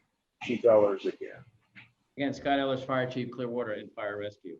This request for your approval is for the purchase of 2 engines from 10A Fire Equipment, who is the local dealer for Pierce fire apparatus, for the amount of $1,334,233. These 2 engines will replace an engine 49, which is located by the Courtney Campbell Causeway, and engine 51, which is in our Greenwood community. Those 2 units will then be placed in reserve status, and vehicle G2946 and vehicle G2611 will be declared surplus with your approval as well. These engines meet our vehicle replacement schedules, which is 10 years frontline service and 5 years as reserve. Clearwater Fire Rescue has utilized Pierce Manufacturing due to the quality apparatus they provide, which meets the operational needs of our department. Additionally, these engines will be similar to as all our other engines, so consistency and familiarization of units provide more efficiency for firefighters and mechanics. Additionally, the purchase of 2 units provide a multi-unit discount of $39,709. As we move to more energy efficient vehicle, I'm always working with fleet services to make sure we explore all options. We understand right now our larger vehicles are one of the only groups that still operate under the diesel engine style power, which these are as well. However, currently there is only one manufacturer, fire apparatus manufacturer that I'm aware of that is making an alternative fuel source vehicle such as electric or compressed natural gas. And this is only in concept at this time. And it's being done for Los Angeles Fire Department for the Hollywood area. Additionally, the cost of that vehicle is estimated to be over $1.2 million. But as technology advances and fire apparatus manufacturers develop new ways, we will continue to explore our alternatives for fuel sources for our vehicles. With that, I'm happy to answer any questions for clarification. Questions for the chief? Councilmember Beckman. Hi, Chief. Thank you so much for giving me some information about alternative fuel service vehicles or hybrids, or I think that's exciting. I do have a question though for you about the average life expectancy. So I don't think in the documentation I read that that you just articulated that the policy is about 10 years for frontline service and 5 years for reserve service. Because part of my questions was what are the average number of years? And I know, I don't know, but I assume, our fire trucks run a lot differently than a vehicle, that you guys don't warm them up, you just whip out of the fire station, but you also perform, really regular maintenance on those things. And to have a fire engine only lasts like 9 or 10 years before we purchase another one, to me seems like a short amount of time. And I also would like some clarification at some point about how many times those engines go out to non-fire emergencies. So are we whipping those big, expensive, heavy, vehicles out when there's a non-fire, and we're putting these miles and wear and tear on them, where a smaller, more efficient response vehicle would work better? So let me ask your first question. So at the 10-year, 5-year reserve status, those vehicles are wore out. When we turn them in, they have met what their costs that we initially provided, and that's mainly due, as you mentioned, it's mainly due to the fact that these units are started right up, and we run them as hard as we can to get where we need to get to, and then sometimes, depending on the situation, they may be operating at a high level that we normally wouldn't see like we do with our regular car or regular vehicle. So when you look at the life expectancy, it's not just mileage, it is also the total engine hours that is actually working on that apparatus, which really exceeds where a lot of them go to. We're right in line with a lot of the other municipalities at this type of urban area, urban setting. There are the departments that actually trade their units out or fire units because of the amount of time that they're running at a less time, 8 years frontline service, 3 years in reserve status. So we're right in that. We continue to look at that on where that best avenue is. But right now it's been 10 years frontline status, 5 years in reserve. But that's only for our engines. So please, that's like the ladder trucks that we just purchased. That's 15 years, okay, because they're not running as much as the engines are. But that's 15 years frontline, 5 years in reserve, which gives them a total of 20. In answer to the other aspect of it, yes, you are correct. It is a lot cheaper to run the smaller units. That's why we looked at in our rescues, we looked at the medic units, which are currently the little Suburbans. We tried that several years ago, and that became a great way of being able to not be actually be more efficient, not be so cost in regards to the number of the rescues that we were providing. And it's worked very, very well. And that's why we have 2 medic units under the Suburbans as opposed to the larger transports. Then you take your shift to the engine. You're absolutely right. They are cost a lot of money. But the other side of that is we have to meet an ISO rating. And an ISO rating, they have to have a certain amount of water on them. They have to have a certain amount of hose.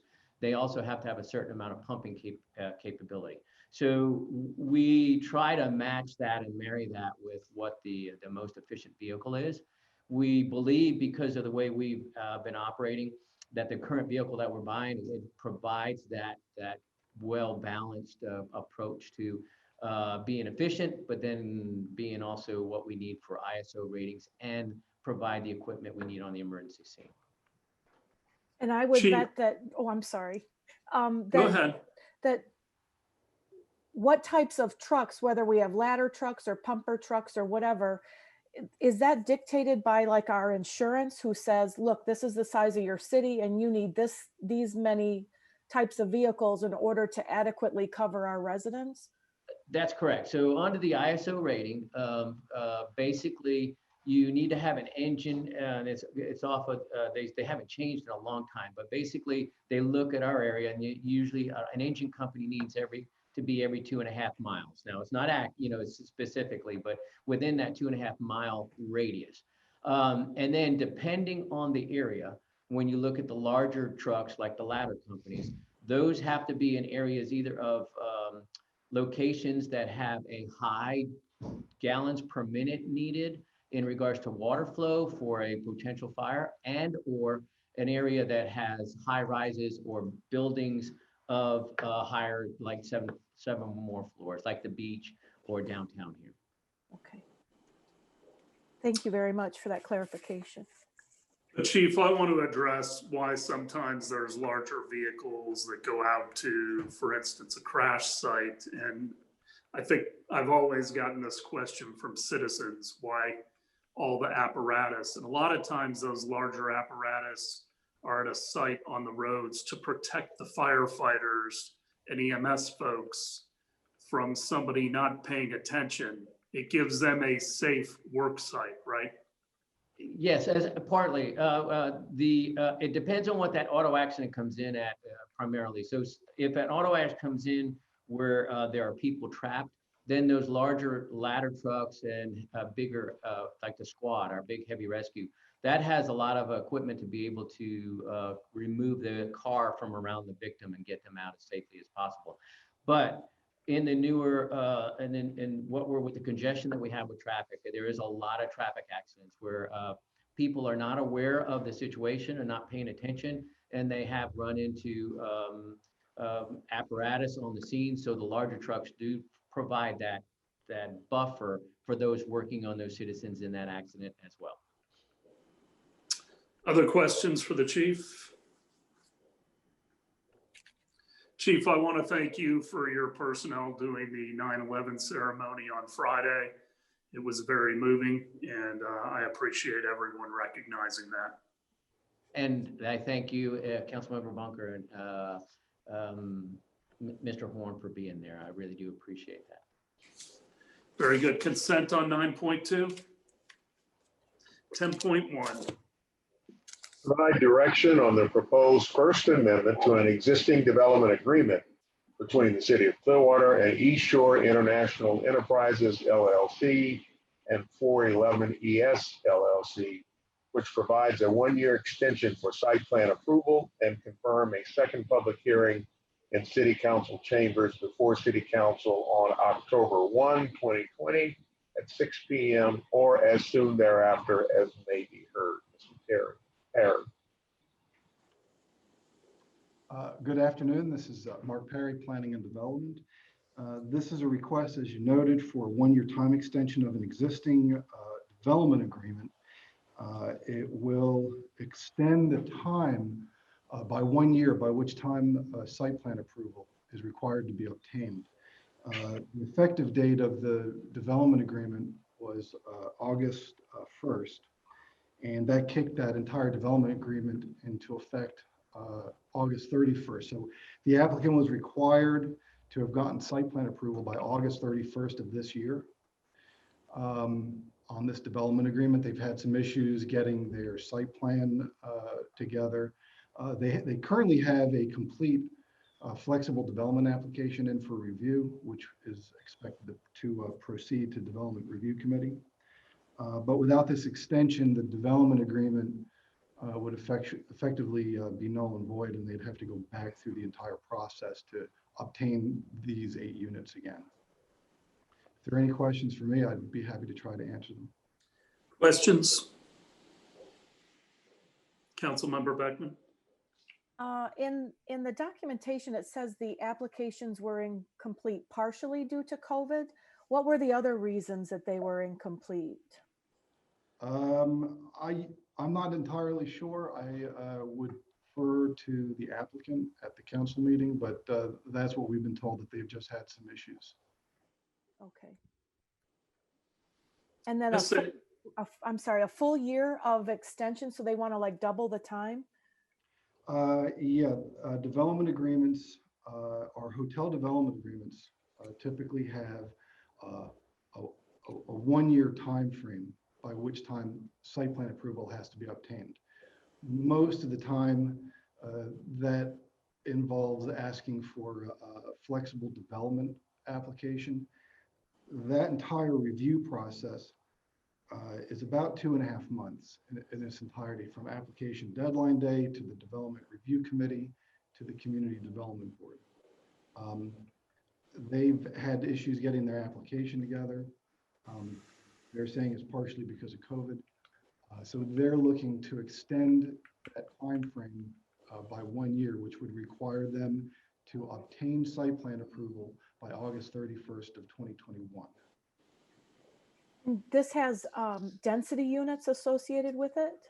Yes, exactly right. The development agreement allocated 8 units from the reserve to this site. So those would stay reserved. They wouldn't be back in the pool, so nobody else could use them. Correct? They'd be held up for another year. They would be remain with this project for the next year. Those 8 from the reserve. Vice Mayor? You're muted.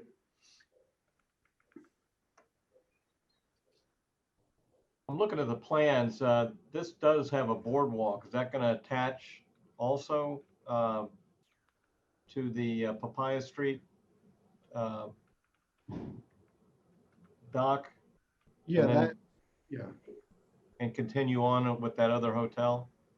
Yeah, it's not gonna, I mean, it's not adjacent to the Papaya Street entrance, but yeah, that boardwalk that's shown on the site plans, that was part of the incentives to, it's one of the desired features of Beach by Design. So they're complying with that as far as providing a publicly accessible boardwalk. I believe their plan also includes a publicly accessible like a seating pavilion as part of that boardwalk. So yes, that boardwalk is part of their proposal. It has been, and it continues to be. Interesting. Okay. Pam, oftentimes when we have natural disasters, hurricanes, COVID-19, aren't development orders automatically extended by the governor? It has happened in the past. I don't believe that he has issued a blanket extension at this point. Okay, so it's incumbent upon each property owner to go and do it themselves. Yes, sir, I believe that is the case. I can confirm that. Are there other opportunities, Mr. Perry, out there, other projects that would like to absorb these units? To your knowledge? Yeah, none of which I'm aware. Okay. I haven't been asked by any developers in some time. Are there any available units left? No, actually, there were 5 units that had been returned to the reserve, and they're right now involved with a complete hotel development agreement request that will be before you all in the next month and a half, 2 months. So right now, no, there are 0 available units in the reserve. Okay. Any other questions before Thursday? Okay, 11.1. Approve a contract purchase order to Oracle America Inc., Redwood Shores, California, for the period of October 1, 2020 through September 30th, 2021 for software maintenance at a cost not to exceed $299,000 in accordance with section 2.5641B Clearwater Code of Ordinances, sole source, and authorize the appropriate officials to execute. Signing, Mr. Mayor. Hi, Mayor, council members, Dan Mayer, IT Director. This is our annual renewal for our Oracle licensing, which includes databases, applications, and some middleware that we use. This particular item is about an $8,000 increase due to just annual increases in our contract terms. Are there any questions? Any questions for Mr. Mayor? Consent? 11.2. Authorize piggyback of the State of Florida Department of Management Services contract for basic cellular, smartphones, and mobile data services with Verizon Wireless in an amount not to exceed $675,000 for the period October 1, 2020 through September 30th, 2021, pursuant to Clearwater Code of Ordinances section 2.5641D, other government entities bids, and authorize the appropriate officials to execute. Signed, Mr. Mayor again. Mayor, council, obviously with technology, we continue to use cell phones, and we see their continued growth, both in use of mobility for computers as well as personal cell phones. This contract term represents about a $15,000 decrease from the previous year. Part of that was renegotiated rates between Verizon and the state of Florida. We've actually given out several more phones and devices. That population continues to grow, but to date, this has been a fairly productive contract for us. Questions for Mr. Mayor? Consent? Very good. Thank you, Dan. 12.1. Authorize a purchase order to Palmdale Oil Company of Fort Pierce, Florida, to provide oils and lubricants for a not to exceed amount of $225,000 for a period October 1, 2020 through July 31st, 2023, with one additional 2-year renewal at a not to exceed amount of $150,000 at the city's discretion, pursuant to Clearwater Code of Ordinances section 2.5641D, cooperative contracts, and authorize the appropriate officials to execute same. Mr. Conson. Good afternoon, Perry Conson, Fleet Manager. In April 2020, the City of St. Pete issued a cooperative bid for oils and lubricants in which the City of Clearwater was a participant. This agreement will allow the city to take advantage of bulk discount pricing. The estimated annual amount will be $75,000. Questions? Consent? Yes. 13.1.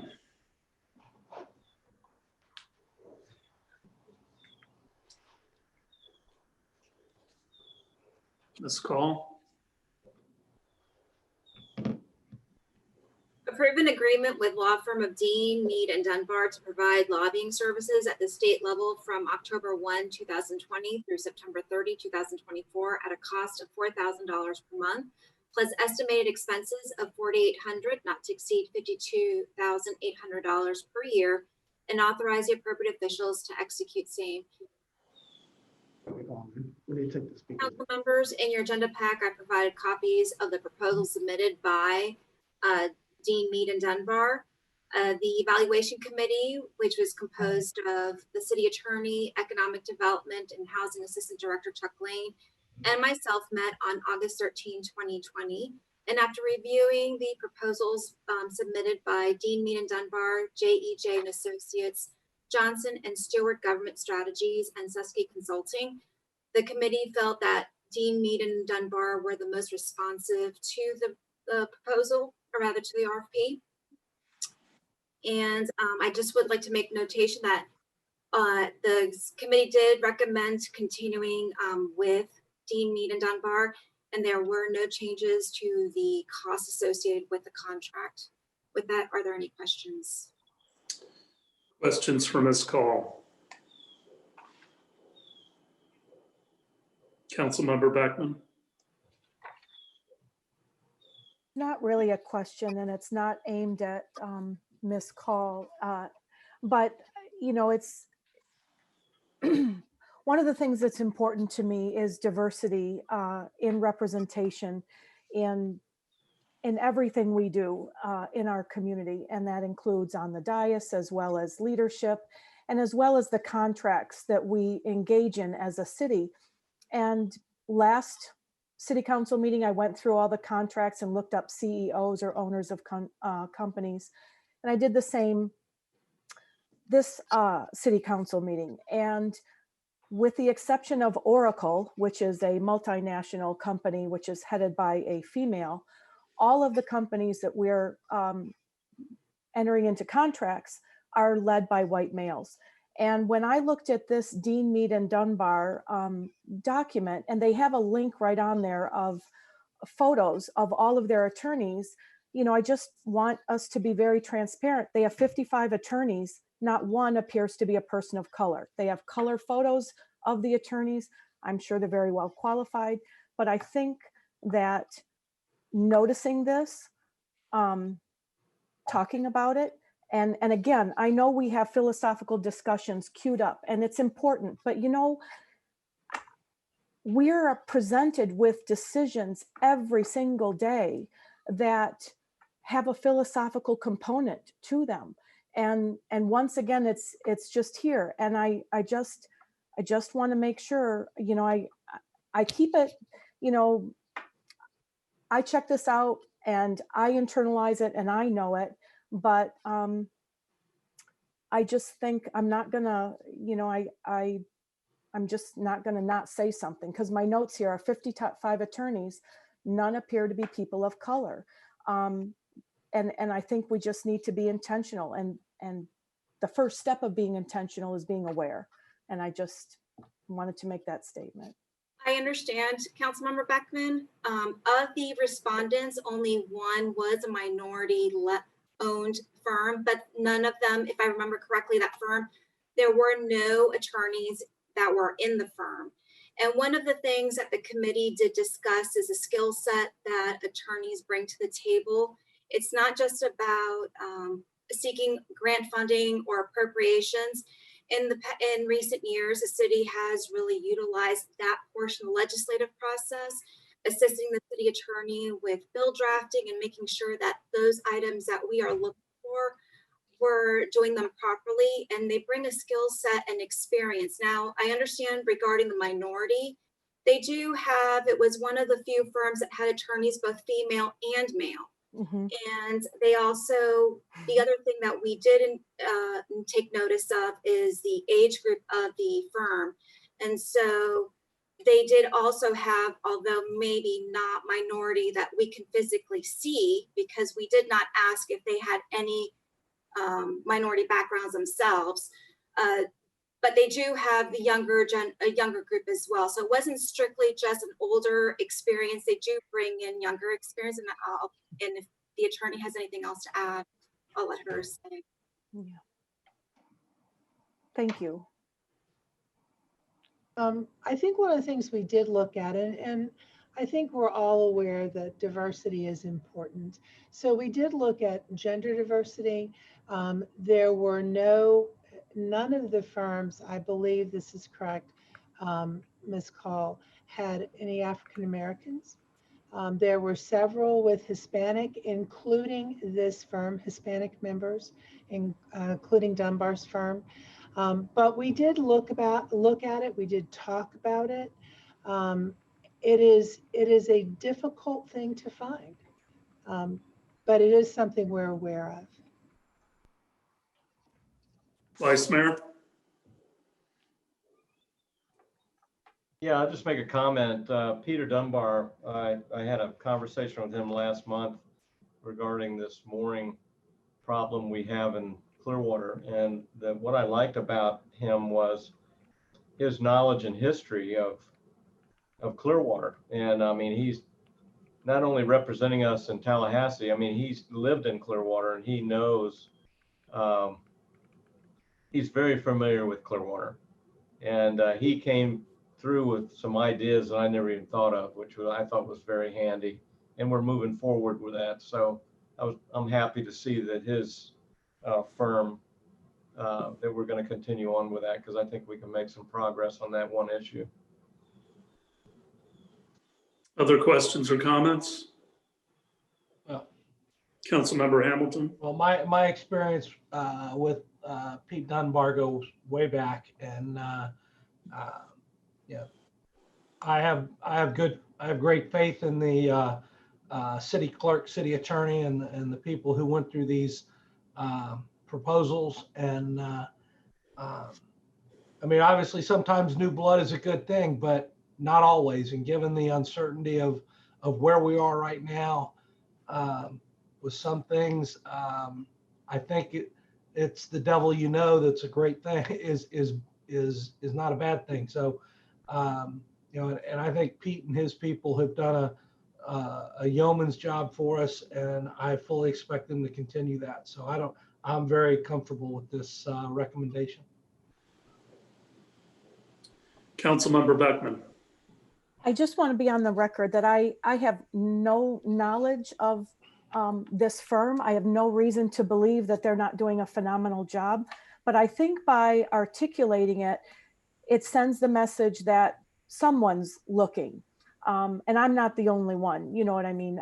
And so they can be a fantastic firm, and we can continue our contract with them. That's fantastic. But I think the message that gets communicated to all sorts of corporations and business owners is that people are starting to notice and ask why.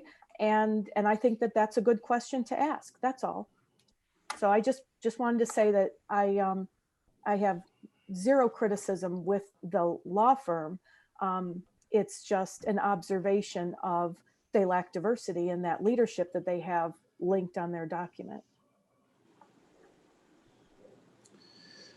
Mr. Bunker? I was just wondering if there was a track record of successes of their lobbying efforts.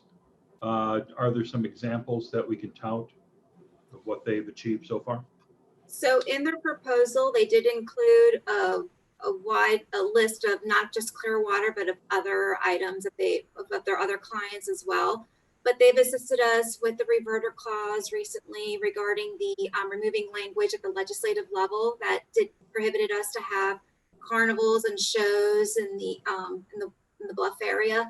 So that we needed that legislative change in order to ensure that we can move forward with Imagine Clearwater, or at least with those activities that were anticipated. So they have assisted us in the legislative level in the past. And another example, although a couple years ago, I think it was a couple years, maybe 3 years ago, Parks and Rec had some issues with some permits that were associated over on the beach.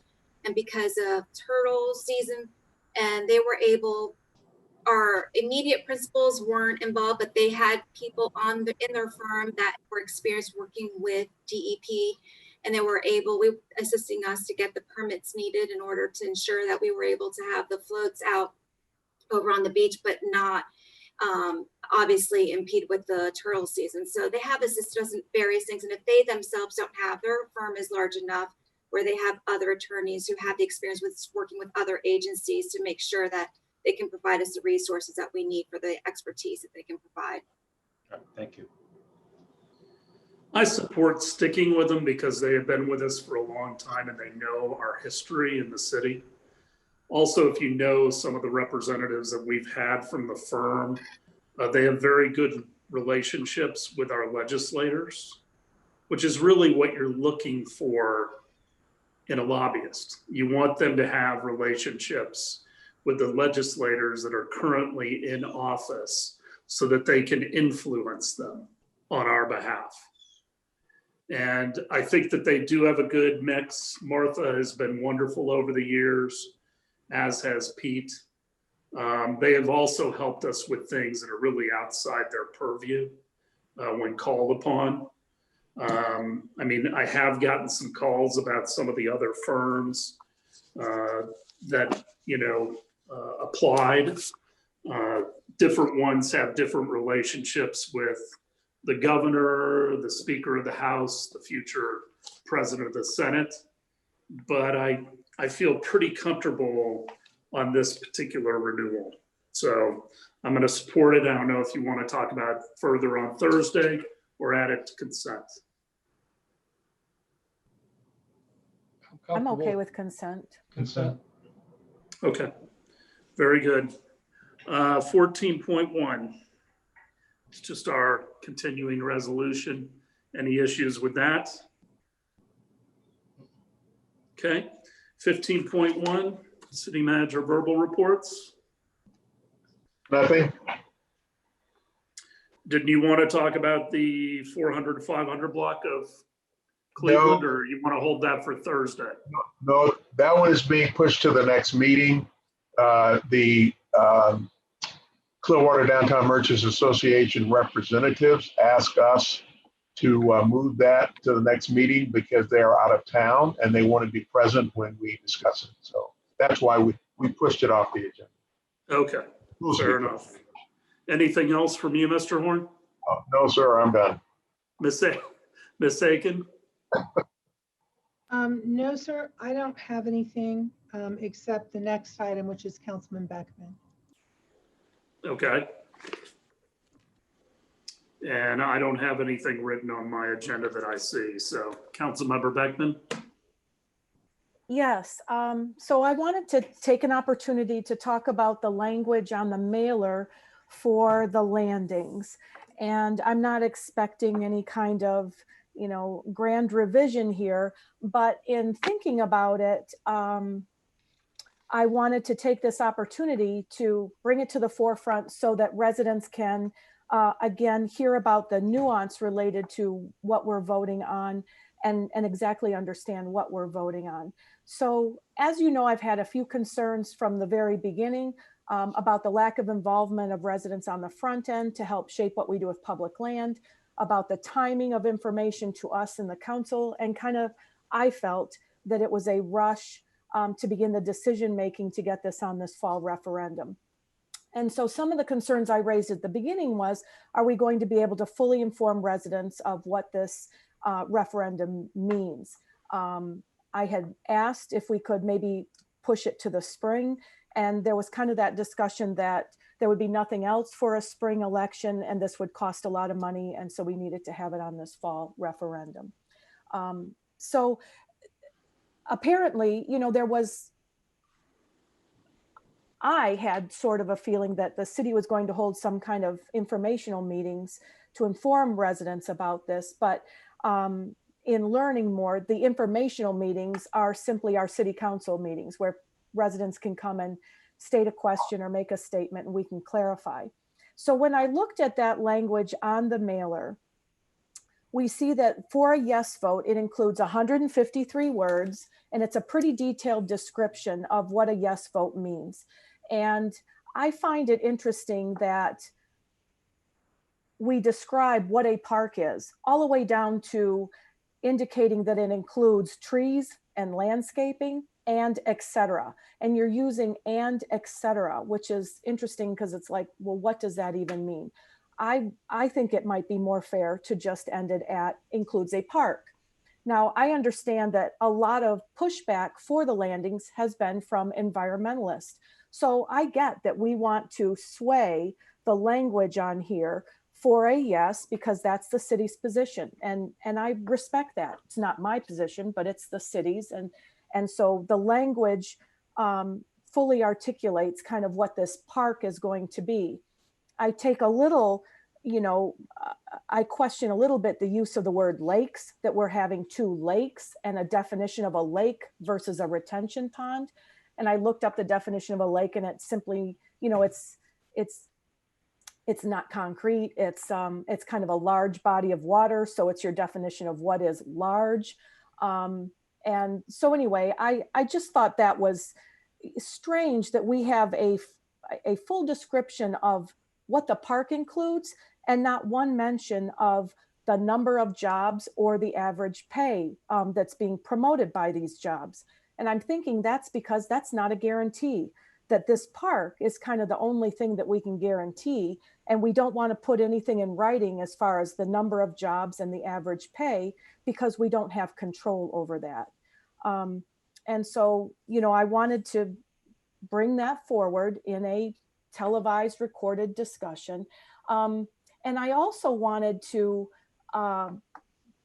make it clear, and this is where, you know, Ms. Aiken and I have wonderful weekly conversations, but in our last conversation, what we are voting on is simply a lease of this property for light industrial development. That, because when I asked what a no vote means, if we could put a no vote means that the city will not be authorized and the property will remain recreation open space. And Ms. Aiken informed me, no, that's not the case, that we have started the ball rolling to change that zoning to light industrial manufacturing office. And that if voters vote no on this, the city can continue down that road to change the zoning to light industrial manufacturing office. And if we do change it, and there is a cost and time to continue down that road, whether we vote yes or no. But if we do change it, that land could be changed light industrial manufacturing office, but it still takes the residents to vote what goes on top of that property. So we can conceivably change the zoning and not have a future referendum that allows us to do something on that grass. Is that correct, Ms. Aiken? So I would like to clarify that. We have not started anything with the land use, which is the OSR, or the zoning at this point. Our agreement would allow us to do that in the event this passes, the referendum passes. So, but nothing will be commenced, nothing has been commenced until this agreement passes. Part of the discussion we had is, if this doesn't pass, could the city initiate a land use change or a zoning change and a zoning change? And we could. The issue up for vote is leasing this property for the IRT use, not whether or not the property land use or zoning will be changed. Those do not require a referendum. Those are legislative and quasi-judicial processes that are separate and independent from this. So what my focus was in our explanation is, what are they actually voting on? And they're voting on giving us the authority to lease the property. The land use and zoning comes back to you, and a legislative and quasi-judicial for the zoning process. It also goes to Fort Pinellas and to the county for the land use plan amendments. So just clarifying the distinction here on what's being voted on. So it goes to the county, the state, and the Forward Pinellas, correct? For the land use plan designation, yes. And back in the city, of course. Okay. Thank you. I just wanted to make that part of the public record and information that's out there. So thank you so much for allowing me that time. Any other questions or comments from the council? Councilmember Hamilton?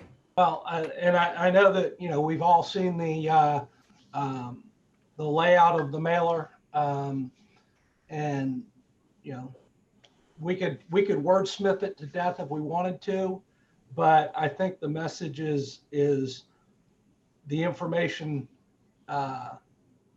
it provides is the information that needs to be known. I mean, a yes vote, there's a lot of steps that will have to take place for it to even become reality after a yes vote. A no vote means it's going to stay a golf course because we don't have any other plan for it we don't have any plan for it at the present time to do anything other than it stay a golf course if this referendum doesn't pass. That's my understanding. Pam, you're getting a look on your face there. Well, I don't know that it's going to stay a golf course because the operator probably does not have the intention to continue on unless we're willing to subsidize. Which means it then becomes an expense on the city's ledger. So Pam, yes vote doesn't really tell you anything about the use of this property going forward, other than it will not be used for the IRT. Right. We don't know the future of that golf course at this point. So they do have 9 years left on their lease, but as the mayor mentioned, there are economic pressures. Mm-hmm.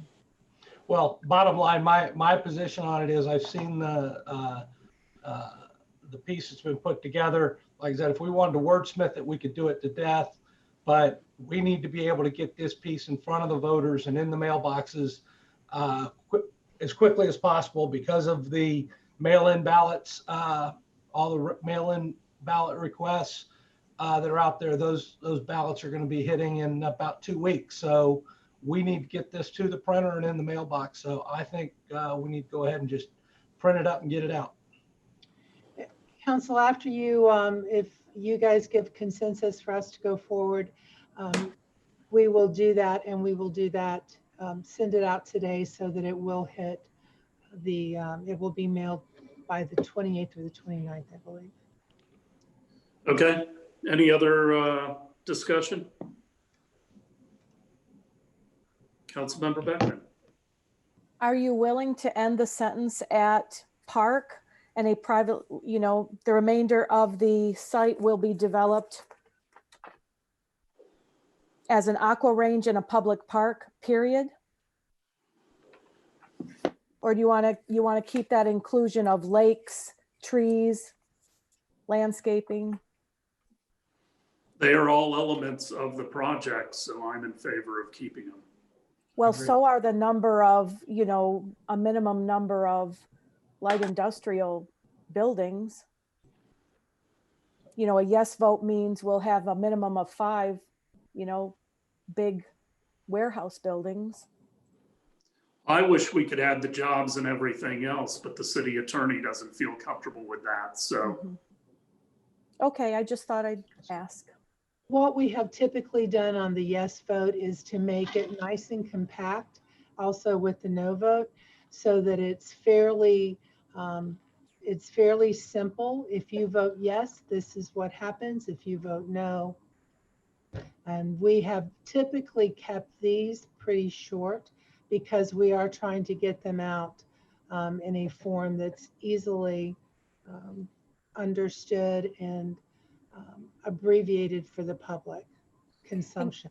Can you explain just one more time why we can't include in the no vote, the property will remain open space recreation? Regardless of your vote, whether it's a yes vote or a no vote, the property will remain open space recreation until such time as the city takes the steps to change that, including not just the city, but the county, the state, and the city. So even if the vote is yes, it may not pass those hoops and it may remain open space recreation.